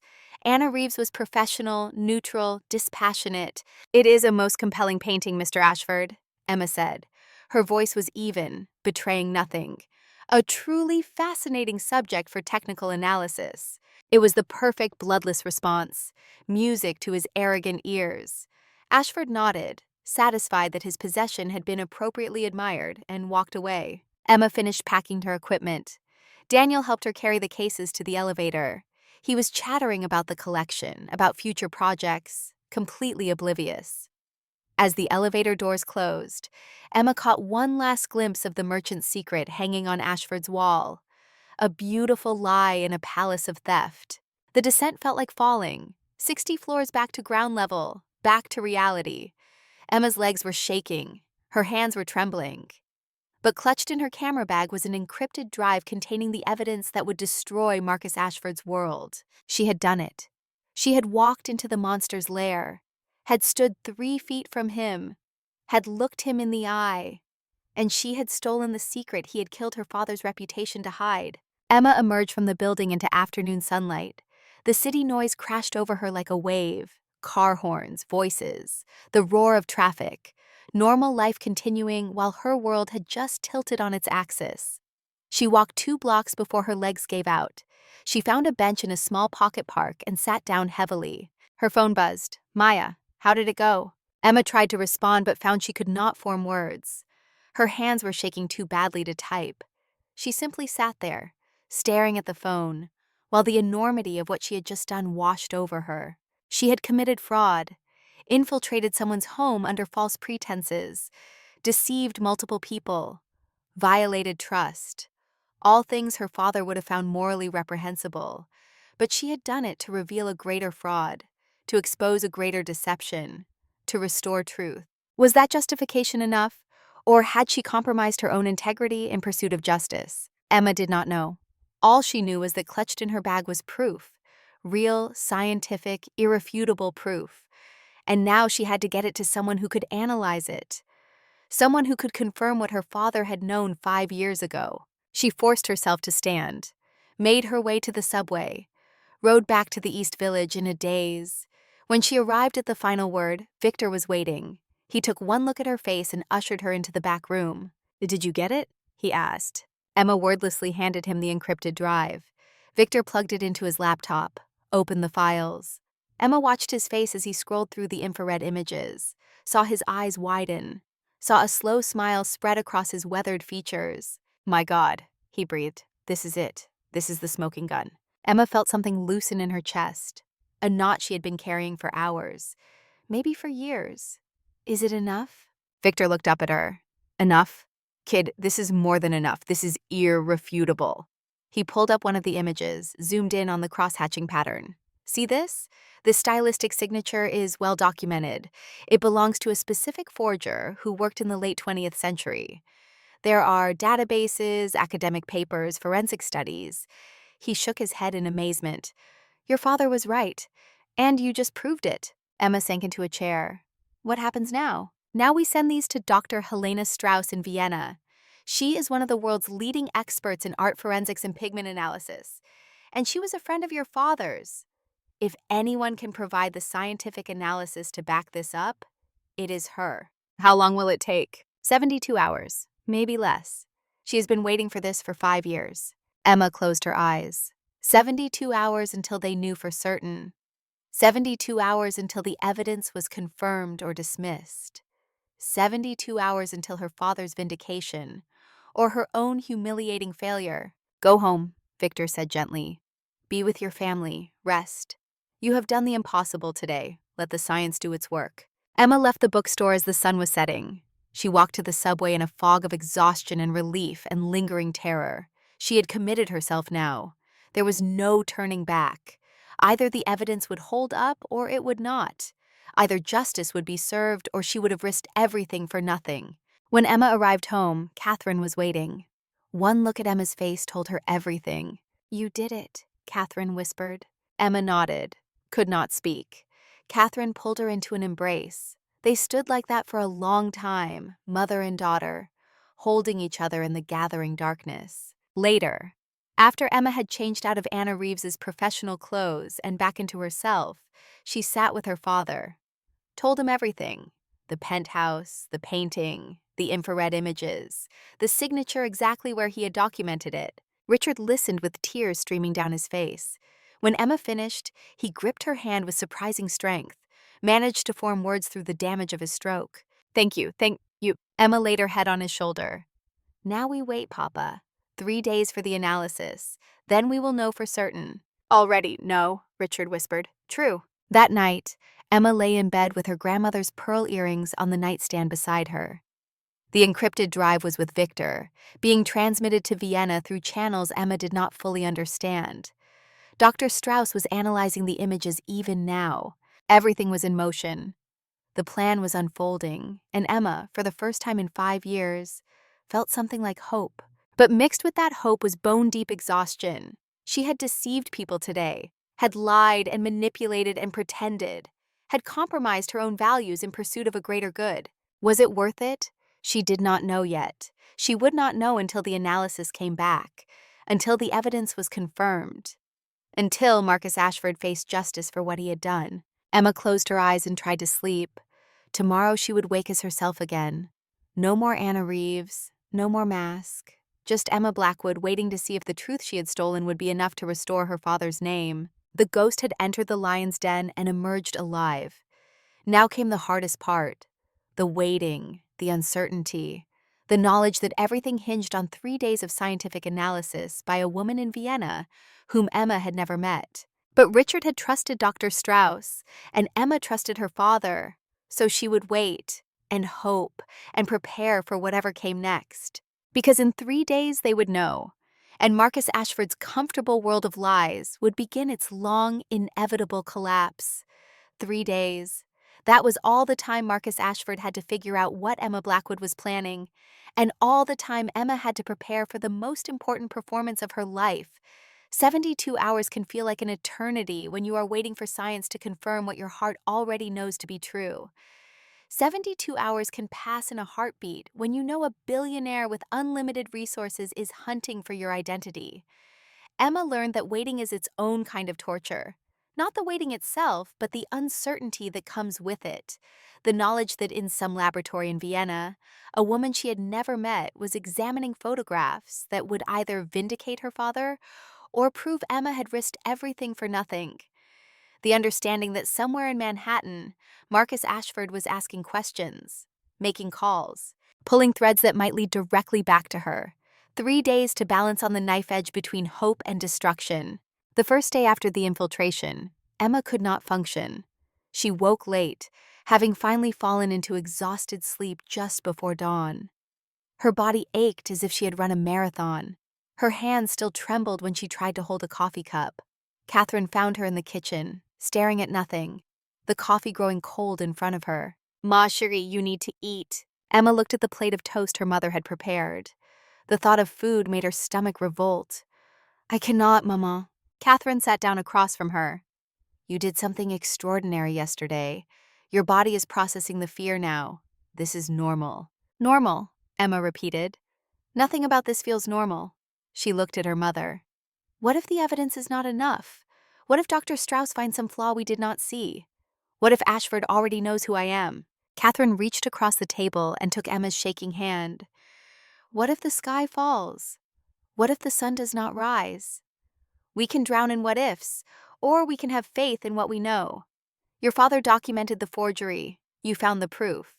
Now we wait for science to confirm it." "But the waiting," Emma whispered. "I do not know how to just wait." "Then we wait together." Maya arrived around noon with groceries and a determined expression. She took one look at Emma and immediately went into action mode. "When was the last time you ate? When did you sleep? Have you left this apartment since yesterday?" Emma could not remember. The hours since returning from Ashford's penthouse had blurred together into one long, anxious fog. Maya pulled food from bags and started assembling sandwiches with the efficiency of someone who had dealt with crisis before. You are going to eat. Then you are going to take a walk with me. Then you are going to do something, anything, that is not sitting here spiraling into panic. I should be planning, Emma protested weakly. Preparing for the gala, going over what I will say. The gala is 10 days away. Today, you are going to remember how to be human. Maya was right, of course. Emma forced herself to eat half a sandwich. Then she and Maya walked to a small park 6 blocks from the apartment. It was a cold November afternoon. The trees were bare, the sky was the color of old concrete, but the fresh air helped clear some of the fog from Emma's mind. They sat on a bench watching children play on a jungle gym. Normal life continuing around them, while Emma's world hung in precarious balance. Tell me something, Maya said after a long silence. If you could go back to 5 years ago, knowing everything that would happen, would you want your father to stay silent?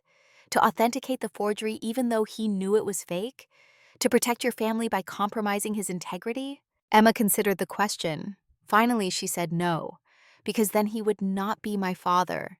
He would be someone else, someone who valued safety over truth. Exactly, Maya said. So whatever happens next, win or lose, you are doing what he taught you to do. You are fighting for truth. That has to be enough. Has to be. Emma nodded slowly, but deep down she knew it was not enough. It would never be enough unless they won. That evening, Emma sat with Richard in his room. She had taken to reading to him every night, usually from books about art history. But tonight, she could not focus on the words. Finally, she set the book aside. Papa, what if I fail? Richard looked at her with those sharp eyes that still held all the intelligence the stroke had tried to steal. He struggled to form words.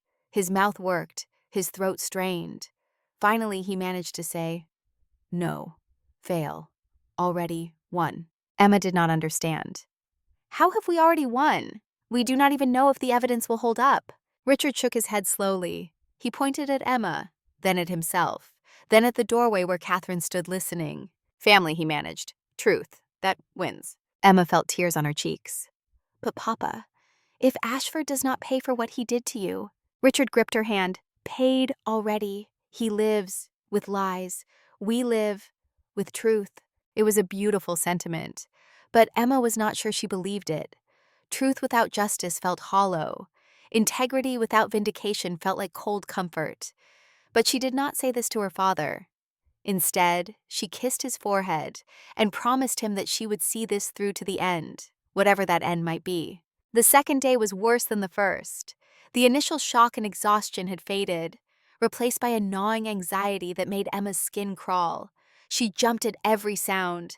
Every phone notification made her heart race. Was it Dr. Strauss with results?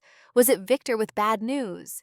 Was it Ashford's lawyers with a cease and desist? Emma found herself checking her phone obsessively, refreshing her email every few minutes, staring at the screen as if she could will a message into existence through sheer desperation. Catherine noticed. She gently took the phone from Emma's hands.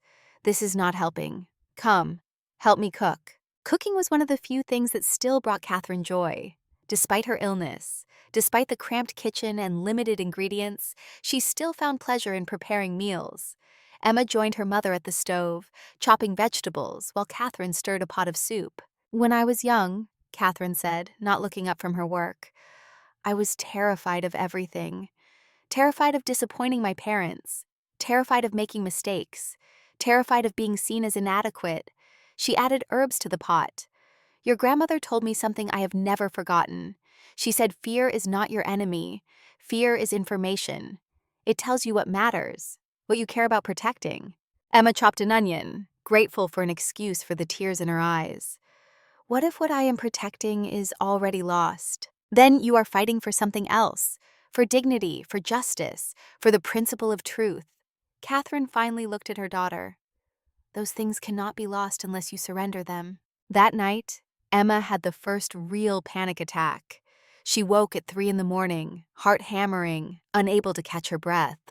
The walls of her small room seemed to be closing in.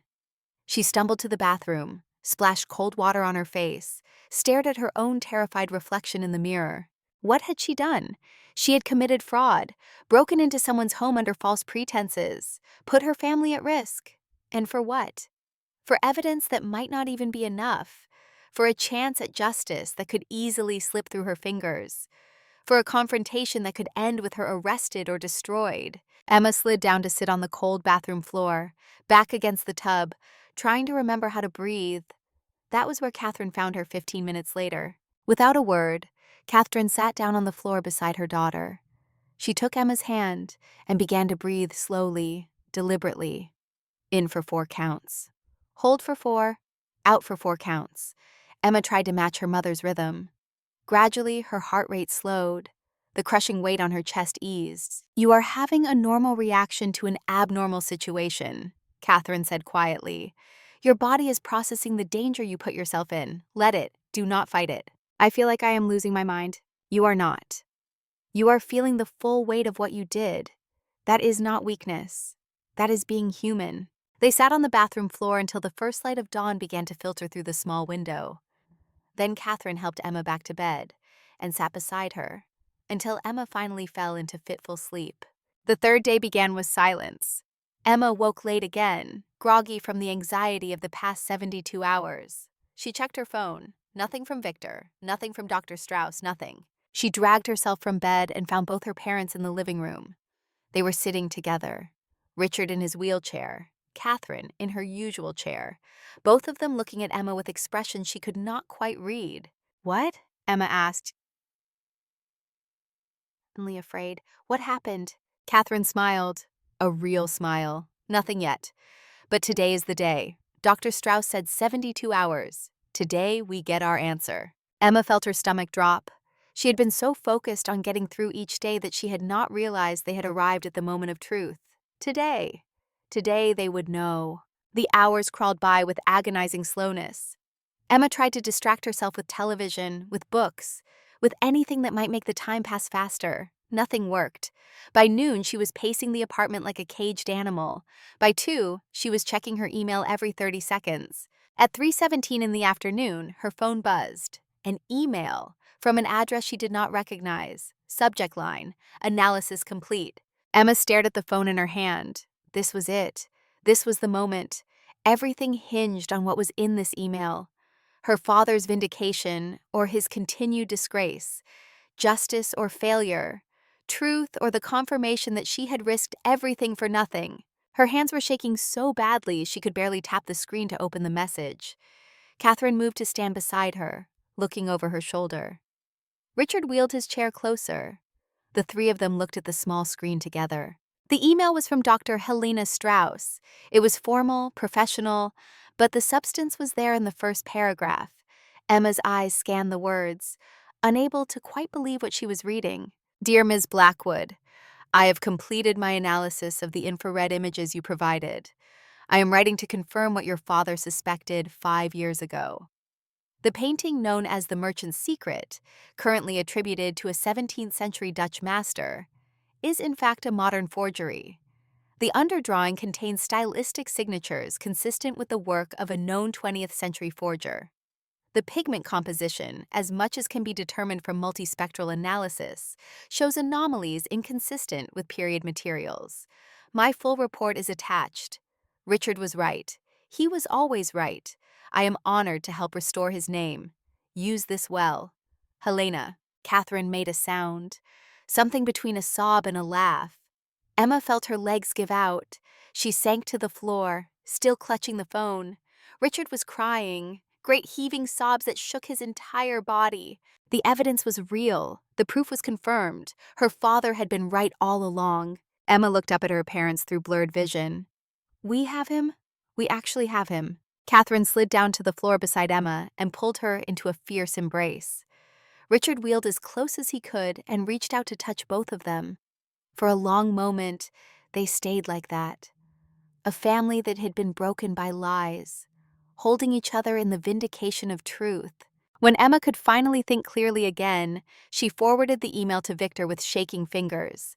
Her phone rang less than a minute later. "We have him," Victor said without preamble. His voice was electric with excitement. "This is irrefutable. Scientific.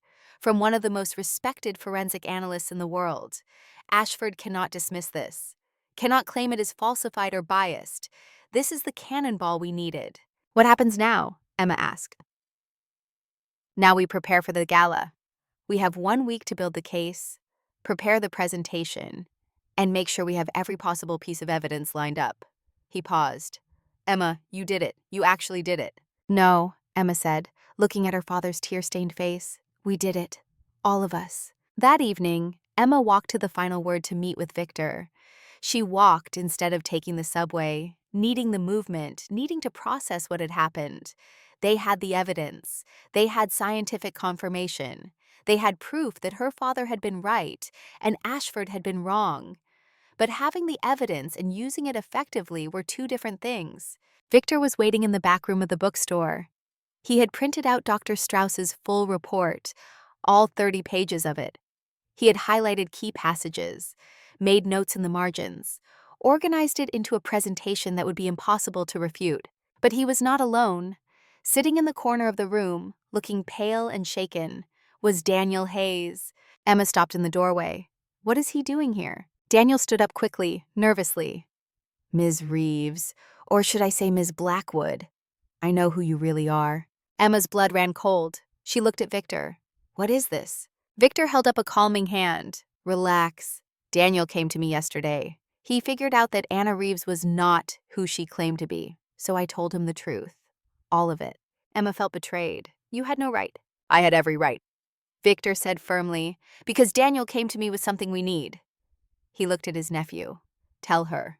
Daniel cleared his throat. He looked like he had not slept in days. After you left the penthouse, I kept thinking about something. The way Mr. Ashford reacted to the multispectral imaging. He was nervous, more nervous than the situation warranted. So I started digging into his financial records. Records I am supposed to maintain as part of my position. Emma waited. Her heart was pounding. I found a payment, Daniel continued. $2 million, paid to a shell corporation 3 days before your father was publicly accused. I traced the shell corporation. It is owned by the same firm that produced the authentication report that cleared the painting and condemned your father. Emma felt like the floor had dropped out from under her.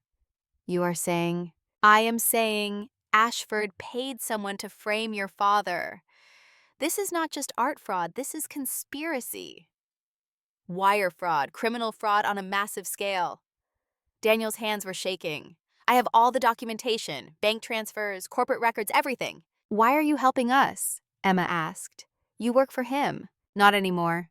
Daniel's voice was quiet but firm. I sent my resignation this morning. I cannot work for someone who would destroy an innocent man to cover his own crimes. He looked at Emma. Your father was right, and my silence would make me complicit.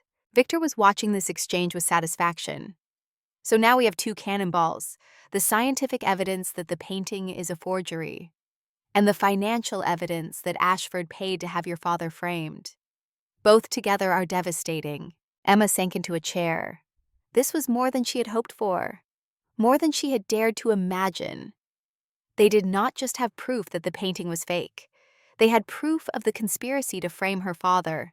What happens at the gala? She asked. Victor leaned forward. The gala is his stage, his moment of triumph. He is auctioning off a study related to the painting. We use that moment. You confront him publicly. Present the evidence, both scientific and financial. Daniel backs you up with the documentation, and we watch his empire crumble in real time. It sounded impossible. It sounded dangerous. It sounded like the only chance they would ever get. I am in, Emma said. Then she looked at Daniel. Thank you for choosing the right thing. Daniel nodded. I just wish I had seen the truth sooner. The next 7 days were a blur of preparation. Victor coached Emma on exactly what to say, how to present the evidence, how to maintain her composure under what would certainly be intense scrutiny and pressure. They rehearsed the confrontation dozens of times. Victor playing the role of Ashford, throwing objections and denials at Emma while she practiced responding with calm, factual rebuttals. But there was a practical problem that Victor had been quietly working to solve. Access to the gala. The Patron's Heart Gala was invitation only. Security would be tight. They needed not just Emma to get in, but her parents, Victor, Daniel, and somehow Maya as well. Victor had been making calls, pulling in favors accumulated over 3 decades of investigative journalism.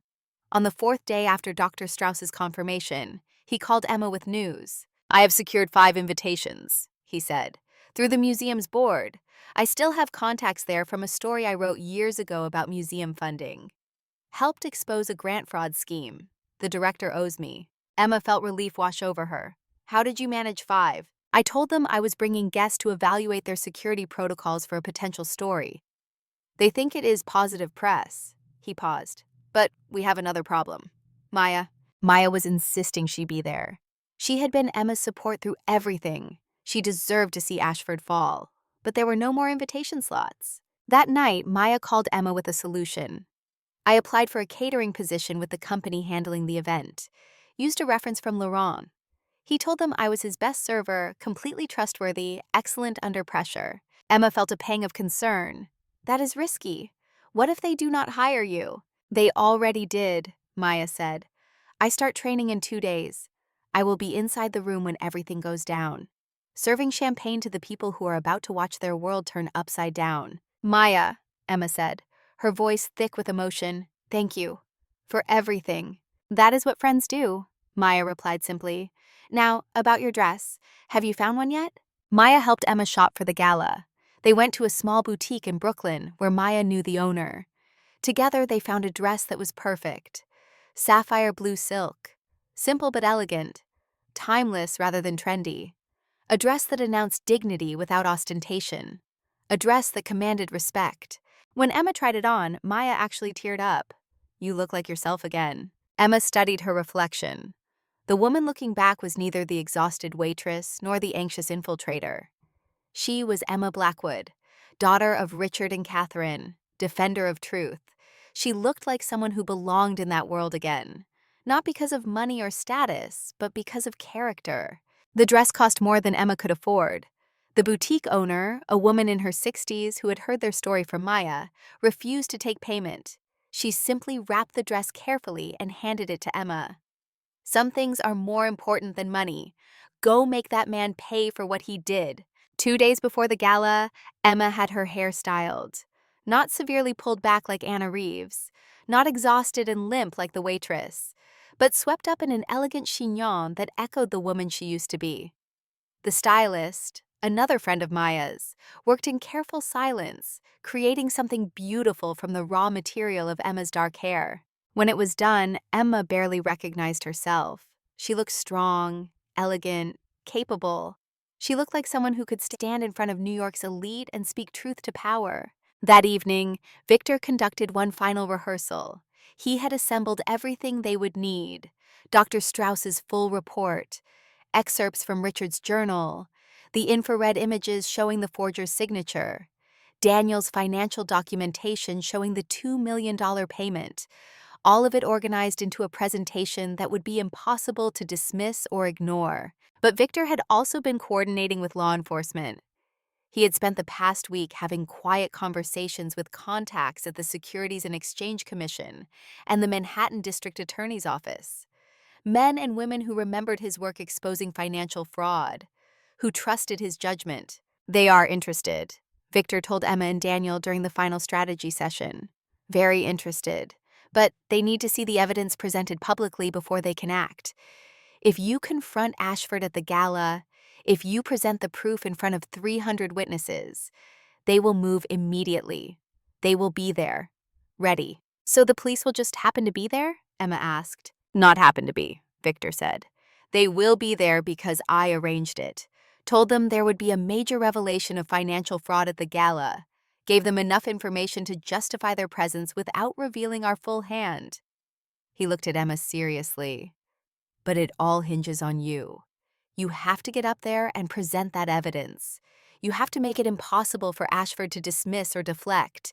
You will have maybe 5 minutes before security tries to remove you, maybe less. Every second counts. Every word has to land. Are you ready for this?" Emma thought about her father in his wheelchair, her mother counting pills, 5 years of humiliation and loss. She thought about Marcus Ashford sleeping soundly in his penthouse, surrounded by his stolen fortune. She thought about truth and justice and the price of silence. I am ready. The night before the gala, Catherine insisted on cooking a family dinner. Despite her exhaustion, despite her illness, she prepared a meal from her childhood, French dishes her own mother had taught her. The small apartment filled with the smells of herbs and wine and slow-cooked meat. It was the first time in years that their home had smelled like something other than despair. They ate together at the small kitchen table, 3 people in a cramped apartment with nothing left to lose and everything to gain. The conversation was light, deliberately avoiding the confrontation that loomed less than 24 hours away. They talked about memories from before the fall, museum visits and family vacations, and the small joys that had once filled their lives. After dinner, Catherine brought out the velvet box containing her mother's pearl earrings. She opened it and carefully fastened them to Emma's ears. "There," Catherine said, stepping back to look at her daughter. "You carry us with you. All of us. All the Blackwood women who refused to stay silent." Emma touched the pearls gently. They felt substantial, real, a physical connection to the strength of generations. "Thank you, Maman, for everything." Catherine cupped Emma's face in her hands. "No, thank you, ma chérie, for giving us our dignity back. Whatever happens tomorrow, you have already given us that." Later, Emma sat alone with Richard in his room. He was tired, the day's emotions having drained what little energy his damaged body possessed. But his eyes were bright and focused. "Tomorrow, Papa," Emma said softly. "Tomorrow everyone will know the truth." Richard reached for her hand. His grip was weak, but his intention was strong. Proud, he managed. "So proud." Emma felt tears threatening but forced them back. She needed to be strong. For him, for her mother, for herself. "Win or lose," Emma said, "I did it for you." Richard shook his head slowly. "Did it for you?" He struggled to form the words, his face contorting with effort. "You needed to fight for yourself." Emma had not thought of it that way. She had framed everything as fighting for her father, for her family, for justice. But Richard was right. Somewhere along the way, this had become about her, about refusing to accept that she was worthless, about reclaiming her voice, about standing up and saying, "No, you cannot treat me this way. You cannot destroy my family and expect me to stay silent." "You are right," Emma whispered. "I needed this too." Richard squeezed her hand one more time, then, "Go, win." Emma went to bed early, knowing she would need rest for what was coming. But sleep was impossible. She lay in the darkness, staring at the ceiling, running through the plan one more time. Enter the gala, wait for the auction, interrupt at the perfect moment, present the evidence, watch Ashford's world burn. It sounded simple, but she knew nothing about tomorrow would be simple. Ashford would have security. He would have lawyers. He would fight back with every weapon at his disposal. He would try to silence her, discredit her, destroy her the way he had destroyed her father. But Emma had something he did not. She had truth. She had scientific proof. She had financial documentation. She had witnesses willing to testify. And she had 5 years of rage refined into a diamond hard point of purpose. Tomorrow, Marcus Ashford would learn what it meant to underestimate Emma Blackwood. Tomorrow, he would discover that some people, when pushed to the edge, do not fall. They fly. At some point in the early hours of morning, Emma finally fell into fitful sleep. She dreamed of the gala, of standing on a stage before hundreds of people, of speaking the words that would either restore her family or destroy them forever. In her dream, her father stood beside her, whole and healthy, his hand on her shoulder. And when she turned to look at him, he smiled and said, "Now the world will know. Now they will all know." Emma woke to gray dawn light filtering through her window. Today was the day. No more preparation, no more rehearsal, no more waiting. Today she would walk into the Metropolitan Museum. Today she would stand before New York's elite. Today she would speak truth to power and let the consequences fall where they may. She rose and showered with deliberate care. Every movement was ritual. Every gesture was preparation. She was not just getting ready for a gala. She was preparing for battle. The sapphire dress hung on the back of her door. The pearl earrings sat on her dresser. In her small closet was the tablet containing all the evidence: scientific analysis, financial records, journal entries, everything they needed to destroy Marcus Ashford. Emma dressed slowly, carefully. The silk felt cool and substantial against her skin. The pearls weighed almost nothing, but felt heavy with meaning. She looked at herself in the mirror one final time. The woman staring back was someone she barely recognized. Strong, elegant, determined, ready. There was a soft knock on her door. Both her parents stood in the hallway. Catherine was dressed in one of her old evening gowns, altered to fit her thinner frame. Richard was in his wheelchair, wearing a suit that Emma had not seen in 5 years. Both of them were crying. "You look beautiful," Catherine whispered. Emma felt her own tears threatening. "You are both coming?" Catherine smiled. "Did you think we would let you do this alone? We started this journey together. We will finish it together." Victor had arranged a car. It arrived at 6 in the evening. The gala started at 7.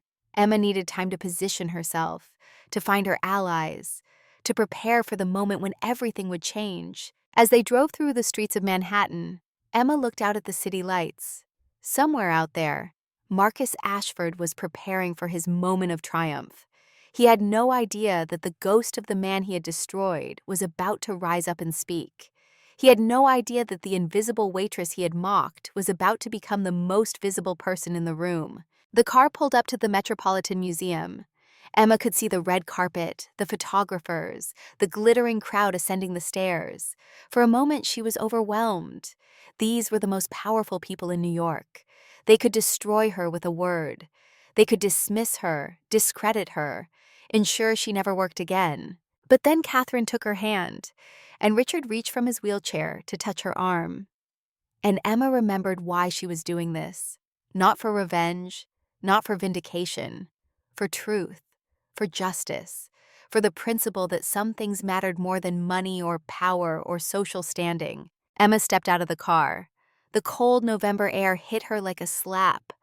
She adjusted her dress, touched the pearls at her ears, and took a deep breath. Behind her, her parents emerged, a united front against the world that had tried to break them. Together, the three of them ascended the stairs of the Metropolitan Museum. The photographers did not recognize them. They were just another family attending the gala. But in a few short hours, everyone would know their names. Everyone would know their story. And Marcus Ashford would learn that the truth, once spoken, cannot be silenced. The ghost was walking into the light, and she was bringing justice with her. Tonight, in a room full of New York's wealthiest and most powerful, a woman they had once pitied would stand up and destroy one of their own. Not with wealth, not with power, but with something far more dangerous than either: the truth. The Temple of Dender at the Metropolitan Museum had witnessed 3,000 years of history. Ancient pharaohs had worshipped beneath its stones. Emperors had carved their names into its walls. But tonight, it would witness something else: justice. A ghost in sapphire would speak truth to power, and New York's elite would learn that some women, when pushed to the edge, do not fall. They rise, they fight, they win. The Temple of Dender was transformed for the gala into a shimmering spectacle of wealth and privilege. The ancient Egyptian monument that normally stood in austere dignity was now surrounded by tables draped in white linen. Crystal chandeliers had been brought in to supplement the museum's lighting, casting everything in a warm golden glow that made the assembled guests look like they had been touched by Midas himself. Champagne flowed from fountains. Waiters in crisp black uniforms moved through the crowd carrying trays of delicacies that cost more per bite than most people earned in an hour. The air was heavy with expensive perfume and the self-satisfied chatter of people who believed they ruled the world. Emma stood at the edge of the main hall, her parents beside her, and felt the full weight of what she was about to do settle over her like a physical thing. These were the most powerful people in New York: politicians, CEOs, philanthropists whose names graced museum wings and hospital buildings, people who could destroy a reputation with a whisper, people who protected their own. And she was about to stand before them and accuse one of their golden children of fraud and conspiracy. Her hands were shaking. She clasped them together to hide the tremor. Catherine noticed and took Emma's hand in her own. The simple gesture steadied her. She was not alone. She had never been alone. Victor appeared at her elbow, looking uncomfortable in a borrowed tuxedo that did not quite fit. His credentials from the museum board had worked perfectly. They had entered without challenge, 5 invitations secured through Victor's decades of cultivated relationships. Laurent Beaumont was there too, resplendent in formal wear, his presence a quiet statement of solidarity. And somewhere in the crowd of servers, wearing the same black uniform as the rest of the catering staff, was Maya. Emma spotted her across the room, carrying a tray of champagne glasses. Maya caught her eye and gave the smallest nod. "I am here. I have your back."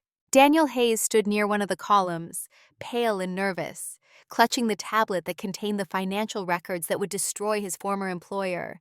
He looked terrified, but he was here. He had chosen truth over comfort. That took a courage Emma deeply respected. Emma's army. Small, unlikely, but united by something stronger than money or social standing. They were united by the belief that truth mattered, that some things were worth fighting for. The crowd began to move toward their assigned seats. The auction would begin soon. Emma found herself at a table near the back, deliberately positioned so she could see the stage, but remained relatively unnoticed until the moment came. Her parents sat on either side of her. Richard's wheelchair was positioned at the end of the table. Catherine held Emma's hand beneath the tablecloth. And then, fashionably late as always, Marcus Ashford made his entrance. He swept into the hall like a king entering his throne room. Isabel Monroe clung to his arm, a vision in diamonds that probably cost more than the median home price in America. Ashford was resplendent in custom-tailored formal wear. His smile was broad and predatory. He moved through the crowd accepting congratulations and praise with the easy confidence of someone who had never been told no in his life. Emma watched him work the room, watched him laugh at jokes that were not funny, watched him grip hands and slap backs and perform the ritual dance of the wealthy and powerful, and she felt something cold and hard settle in her chest. Not rage, not even hatred. Something cleaner, more focused, purpose.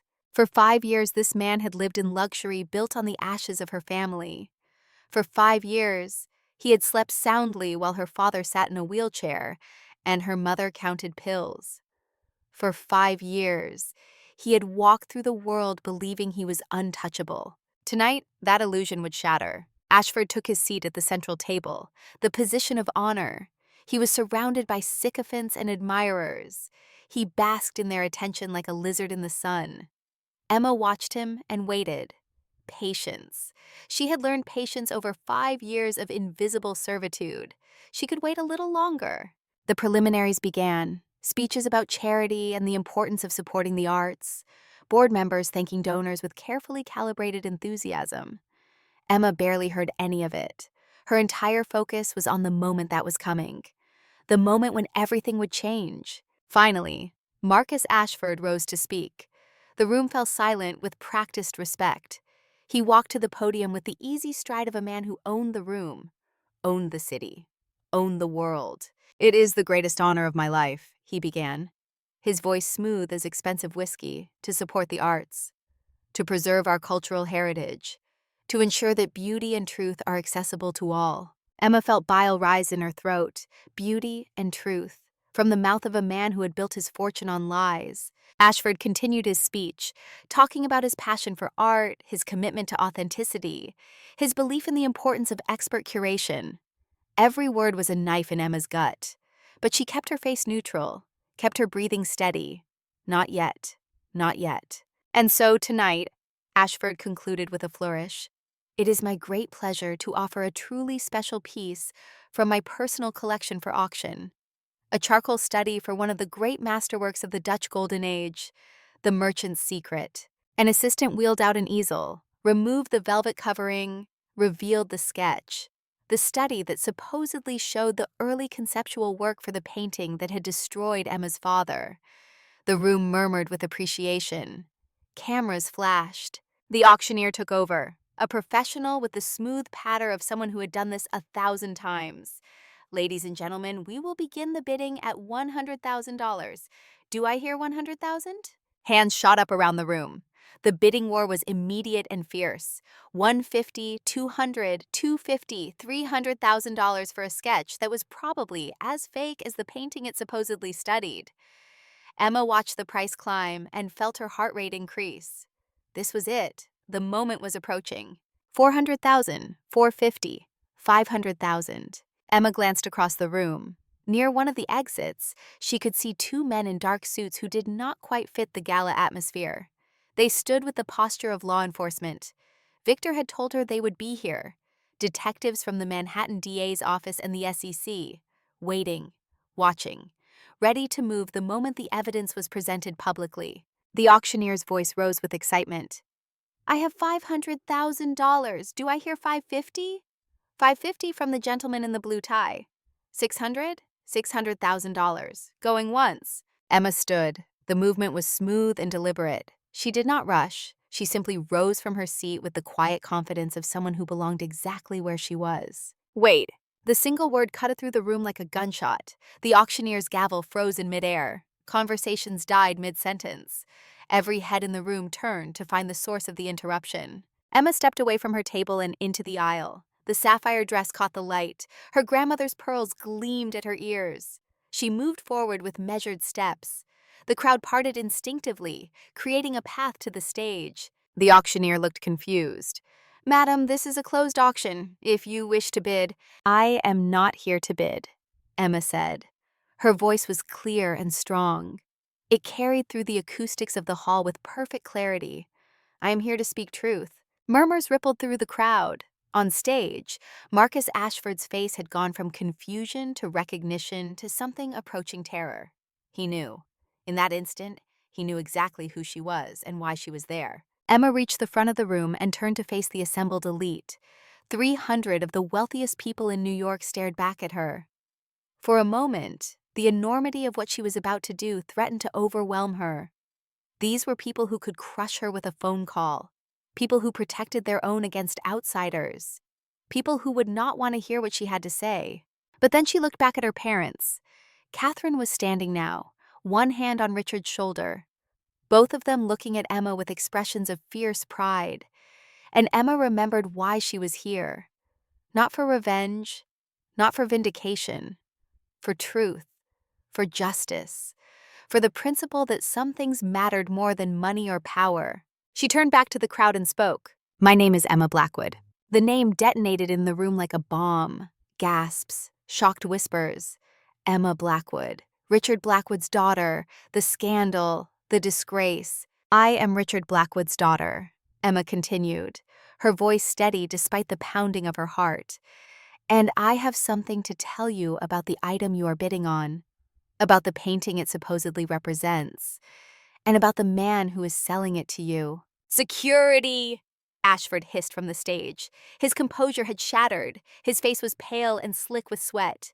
Remove this woman immediately. She is deranged. Two security guards started toward Emma, but Victor stepped into their path, his press credentials held up like a shield.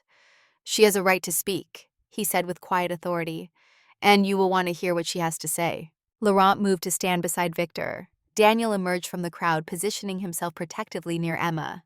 And Maya, still in her server's uniform, set down her tray and joined them. A human barrier between Emma and the people who would silence her. Emma did not wait for permission. She pulled out the tablet she had been carrying in her small clutch and activated the presentation. The large screens flanking the stage, meant to display the auction items, suddenly showed something else. A page from Richard Blackwood's journal, his elegant handwriting, his contemporaneous notes from 5 years ago. This is my father's journal, Emma said, written in real time as he examined the painting known as The Merchant's Secret, the painting that destroyed his career, the painting that hangs in Marcus Ashford's penthouse as a trophy. She swiped to the next image, another journal entry. My father documented his growing suspicions that the painting was a forgery. He noted anomalies in the pigment composition, inconsistencies in the technique.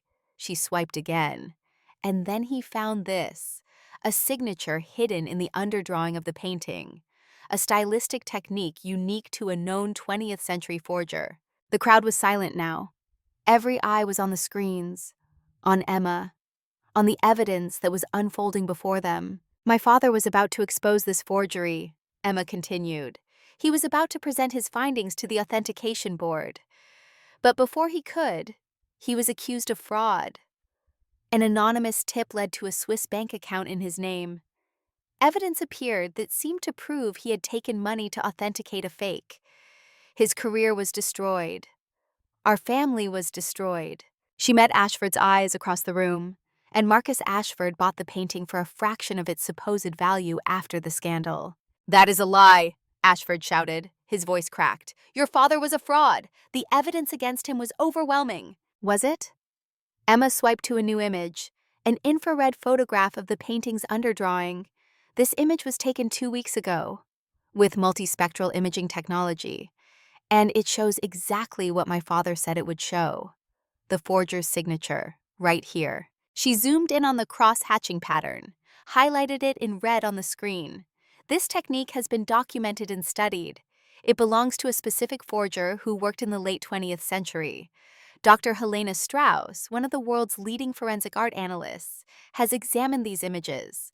Her full report is available to anyone who wants to see it, and her conclusion is unequivocal. Emma let the word hang in the air for a moment, then she said it. The painting is a fake. The room erupted. Voices rose in shock and confusion. People were standing, pointing, arguing. On stage, Ashford was shouting denials that no one could hear over the chaos. Emma raised her voice to be heard. But that is not all. She swiped to a new image. Financial records, bank transfers. This is a payment of $2 million, made by Marcus Ashford to a shell corporation. The payment was made 3 days before my father was publicly accused. Daniel stepped forward, his voice shaking but clear. "I am Daniel Hayes. Until last week, I was Mr. Ashford's private curator. These are his financial records, records I maintained as part of my duties. The shell corporation that received this payment has been traced to the same firm that produced the fraudulent authentication report, the report that cleared the painting and condemned Dr. Blackwood." The room had gone utterly silent. The weight of what was being revealed was sinking in. This was not just art fraud. This was conspiracy, criminal conspiracy. Emma looked directly at Ashford. "You did not just buy a forgery, Mr. Ashford. You knew it was a forgery. My father was about to expose you, so you paid to have him framed. You destroyed an innocent man and his family to protect your investment and your reputation." Ashford was standing now, gripping the edge of the podium. "Lies," he said, but his voice had no strength. "All lies. Doctored evidence, a bitter daughter trying to destroy me." Emma shook her head slowly. She felt strangely calm, strangely at peace. "I am not here to destroy you, Mr. Ashford. I am here to reveal the truth. You destroyed yourself 5 years ago when you chose fraud over integrity." The main doors of this hall opened. The 2 detectives Emma had spotted earlier entered, now flanked by uniformed officers. They moved through the frozen crowd with the calm, purposeful stride of people who knew exactly why they were there. The coordination that Victor had spent a week arranging was paying off. The authorities had been briefed. They had reviewed preliminary evidence. They had been waiting for this moment, for the public presentation that would give them grounds to act immediately. Marcus Ashford? The lead detective's voice carried through the silent hall. Ashford stared at the approaching officers. His mouth opened and closed, but no sound came out. The predatory confidence was gone. The arrogant certainty had evaporated. In their place was naked fear. "You are under arrest for wire fraud, securities fraud, conspiracy to commit fraud, and obstruction of justice." The detective began reading the Miranda rights. Ashford stood frozen as handcuffs clicked around his wrists. The sound echoed through the hall like a judgment. Emma watched. She felt no triumph, no satisfaction, only a profound exhaustion and a strange sense of completion. It was over. After 5 years, it was finally over. As Ashford was led away, he looked at Emma one last time. There was no anger in his eyes now, no contempt, only the dawning realization that he had underestimated her, that the invisible waitress he had mocked in French had been the architect of his destruction. The room remained in shocked silence as the police escorted Ashford out. Then slowly, people began to move, to whisper, to pull out phones and make calls. The story was already spreading. By morning, it would be everywhere. Victor appeared at Emma's side. "You did it," he said quietly. You actually did it. Emma looked for her parents, found them still at their table. Richard was crying. Catherine was holding him. Both of them were looking at Emma with expressions that transcended pride. It was gratitude, relief, joy, the look of people who had been drowning and could finally breathe again. Emma made her way through the crowd to them. People tried to stop her, to ask questions, to offer congratulations or condemnation. She ignored them all. There was only one place she needed to be. She knelt beside her father's wheelchair, took his trembling hand in hers. "Papa, it is done. Everyone knows the truth now." Richard could not speak through his tears, but he did not need to. His eyes said everything. "Thank you. I am proud. You saved us." Catherine pulled Emma into a fierce embrace. "You were magnificent," she whispered. "Absolutely magnificent." Laurent appeared, gently shooing away the people who were trying to approach. "Come, there is a side exit. Let us get you out of here before the press arrives in force." Maya joined them, having shed her server's apron. She took Emma's arm supportively. "Let us go home." They made their way through the museum's back corridors. Victor and Daniel formed a protective barrier. They emerged into the cold November night. The contrast between the glittering chaos inside and the quiet darkness outside was jarring. A car was waiting, Laurent's doing, though Emma had not asked him to arrange it. He seemed to anticipate everything. As they settled into the car, Catherine finally allowed herself to fully break down. 5 years of held grief poured out in wrenching sobs. Emma held her mother while Richard gripped both their hands. The three of them held each other and cried. Not tears of sadness, tears of release. The next days were a whirlwind. The story exploded across every news outlet in the country. Billionaire arrested in massive art fraud scheme. Richard Blackwood vindicated after 5-year nightmare. Daughter's courage exposes conspiracy. Emma woke the morning after the gala to find reporters camped outside their apartment building. Her phone was flooded with calls from journalists, lawyers, people offering book deals and movie rights. She ignored them all. There would be time for that later. Right now, she just needed to be with her family. The evidence was turned over to federal prosecutors. The case against Ashford was overwhelming. Dr. Strauss's scientific analysis, Richard's contemporaneous journal entries, Daniel's financial records. All of it painted a picture of a conspiracy so brazen and calculated that even Ashford's expensive lawyers could not spin it away. Within a week, the major museums and academic institutions that had condemned Richard 5 years ago began issuing public apologies. "We failed to properly investigate. We rushed to judgment. We owe Dr. Blackwood and his family our deepest apologies." The words felt hollow after so much time and pain, but they mattered. They were acknowledgement, validation, truth. 6 months later, Emma stood in a small office in Midtown Manhattan. The space was modest, just 3 rooms in a nondescript building. But the sign on the door said everything: the Richard Blackwood Foundation for Art Authentication and Truth in Scholarship. The foundation had been established with money from settlements and donations. People who had believed in Richard, people who had been moved by Emma's story, people who wanted to ensure that what happened to the Blackwood family never happened to anyone else. The mission was simple: support emerging art historians, fight art fraud, ensure that truth and integrity remain the foundation of academic work. Emma sat at her desk reviewing applications for the foundation's first round of grants. She was the executive director. Daniel had joined as the chief researcher. Dr. Strauss served on the advisory board from Vienna. Victor had taken a position as communications director, using his decades of journalism experience to amplify the foundation's work. The office door opened and Maya entered carrying coffee and pastries. She had quit her job at Le Ciel and taken a position as the foundation's operations manager. Her organizational skills and practical wisdom were proving invaluable. "Donor meeting in an hour," Maya reminded her. "And you have that interview with the Times at 3. Emma nodded.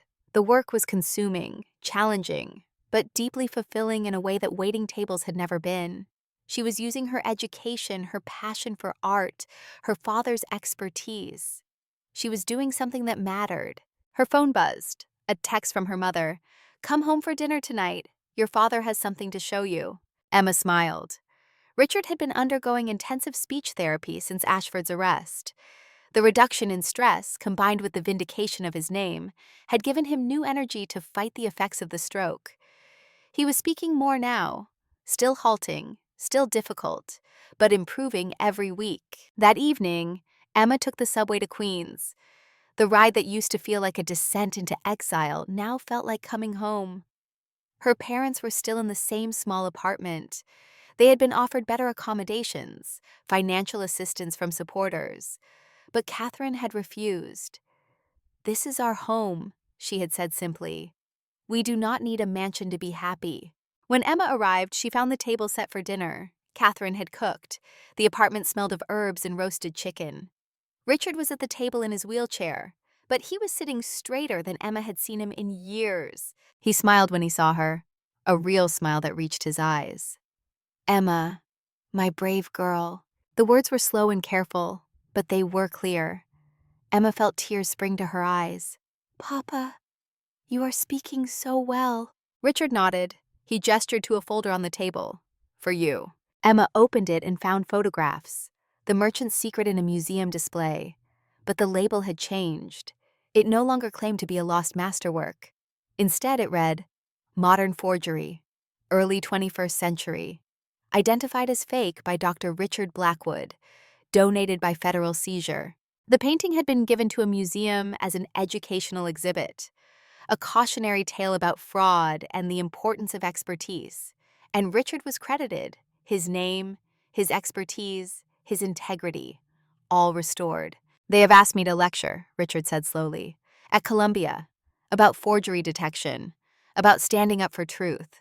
Emma's throat was tight. "Will you do it?" Richard looked at Catherine, then at Emma. "We will do it together. You will speak for me when the words are hard. We will teach them what we learned." That night, after dinner, the three of them sat together in the small living room. The television was off. They did not need distraction or entertainment.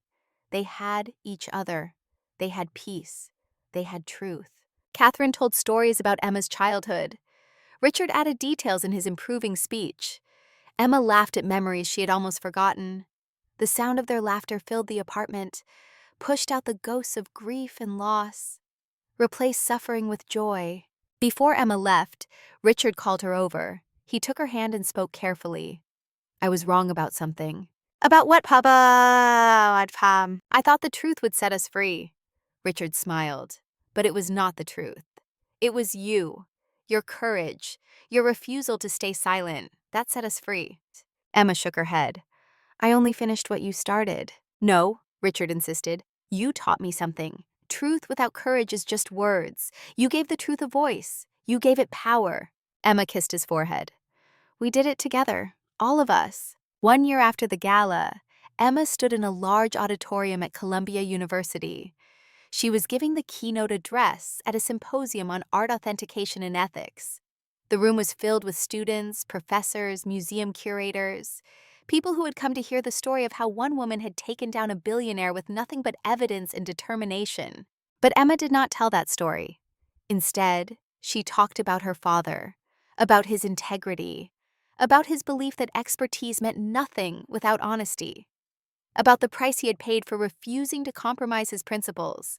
"My father lost everything for telling the truth," Emma said. "His career, his health, his reputation. For 5 years, we lived in the shadow of lies. But he never once regretted his choice, because he understood something fundamental. Your integrity is the only thing in this world that is truly yours. No one can take it unless you give it away." She paused, looking out at the sea of faces. "Some people will tell you that the truth does not matter, that everyone lies, that success requires compromise and moral flexibility. Those people are wrong. The truth always matters. It may not always win immediately. It may not always be convenient. But in the end, it is the only thing that lasts." The audience erupted in applause. Emma saw students on their feet, professors nodding in approval, and in the front row, her parents. Catherine was crying. Richard was beaming with pride. After the speech, dozens of people wanted to talk to Emma, to shake her hand, to share their own stories of fighting for truth in corrupt systems. Emma listened to each one, understanding that her fight had become larger than just her family's vindication. It had become a symbol, a reminder that ordinary people could stand up to power and win. Late that evening, Emma returned to her apartment. It was a new place, larger than the Queen's Walk-Up, in a better neighborhood, but still modest. She had no interest in luxury or ostentation. She had learned that happiness had nothing to do with wealth. She made tea and sat by the window looking out at the city lights. Somewhere out there, in a federal prison, Marcus Ashford was serving his sentence. 20 years for fraud and conspiracy. His fortune was gone, his reputation destroyed, his empire dismantled. Everything he had built on lies had crumbled to dust. Emma felt no satisfaction in his suffering, no pleasure in his downfall. She simply felt relief that justice had been served, that the truth had won. Her phone buzzed. A text from Maya. "Turn on the news." Emma switched on the television.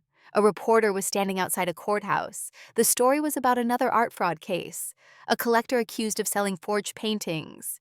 The reporter was explaining how the case had come to light. An expert had noticed inconsistencies, had spoken up despite pressure to stay silent, had cited Emma Blackwood's case as inspiration. More people were finding courage to speak truth. More frauds were being exposed. The ripple effect of Emma's confrontation continued to spread. Emma's phone rang. It was Dr. Strauss calling from Vienna. "Emma, I have wonderful news. The foundation has received a major grant. We can expand our authentication program, help even more young scholars." They talked for an hour about plans and possibilities, about building something lasting from the ashes of tragedy, about ensuring that the next generation of art historians had the support and protection that Richard had been denied. When Emma finally went to bed, she lay in the darkness thinking about the journey that had brought her here. From the gilded cage of privilege to the invisible servitude of waitressing to the terrifying exposure of public confrontation. Each step had been necessary. Each struggle had taught her something essential. She thought about her father's words. Truth without courage is just words. Emma had found her courage, had given voice to truth, and in doing so, had discovered who she really was, not the privileged daughter of her childhood, not the invisible waitress of her despair, but something new, something forged in fire and tempered by struggle, a woman who refused to be silenced, a woman who understood that some things were worth fighting for no matter the cost. Emma closed her eyes and drifted toward sleep. For the first time in 6 years, she felt no anxiety, no fear, no uncertainty about the future. She had done what she set out to do. She had restored her father's name. She had brought a criminal to justice. She had proven that truth, when spoken with courage, could move mountains. Tomorrow she would wake and continue the work, supporting scholars, fighting fraud, teaching the next generation that integrity mattered more than success. But tonight she could rest. She had earned that peace. In the darkness of her room, Emma smiled. The ghost had spoken. The truth had been told. And justice, delayed but not denied, had finally been served. Some stories end with revenge. This one ended with something better: redemption. Not just for Richard Blackwood, whose name had been cleared, not just for Emma, who had found her voice, but for everyone who believed that truth still mattered in a world increasingly comfortable with lies. The waitress who had been mocked in French had become the woman who spoke truth in every language that mattered. The daughter who had been broken by injustice had become the foundation director who ensured others would never suffer the same fate. The ghost who had haunted the margins of society had stepped into the light and changed the world. And somewhere in a small apartment in Queens, two people who had lost everything and regained what truly mattered sat together in the quiet evening, holding hands, speaking of hope, living proof that some things, once broken, can be made whole again. Not the same as they were, but stronger, tempered by fire, sustained by truth, bound by love. This was not a fairy tale ending. It was something better. It was real. It was earned. It was true. And it would last.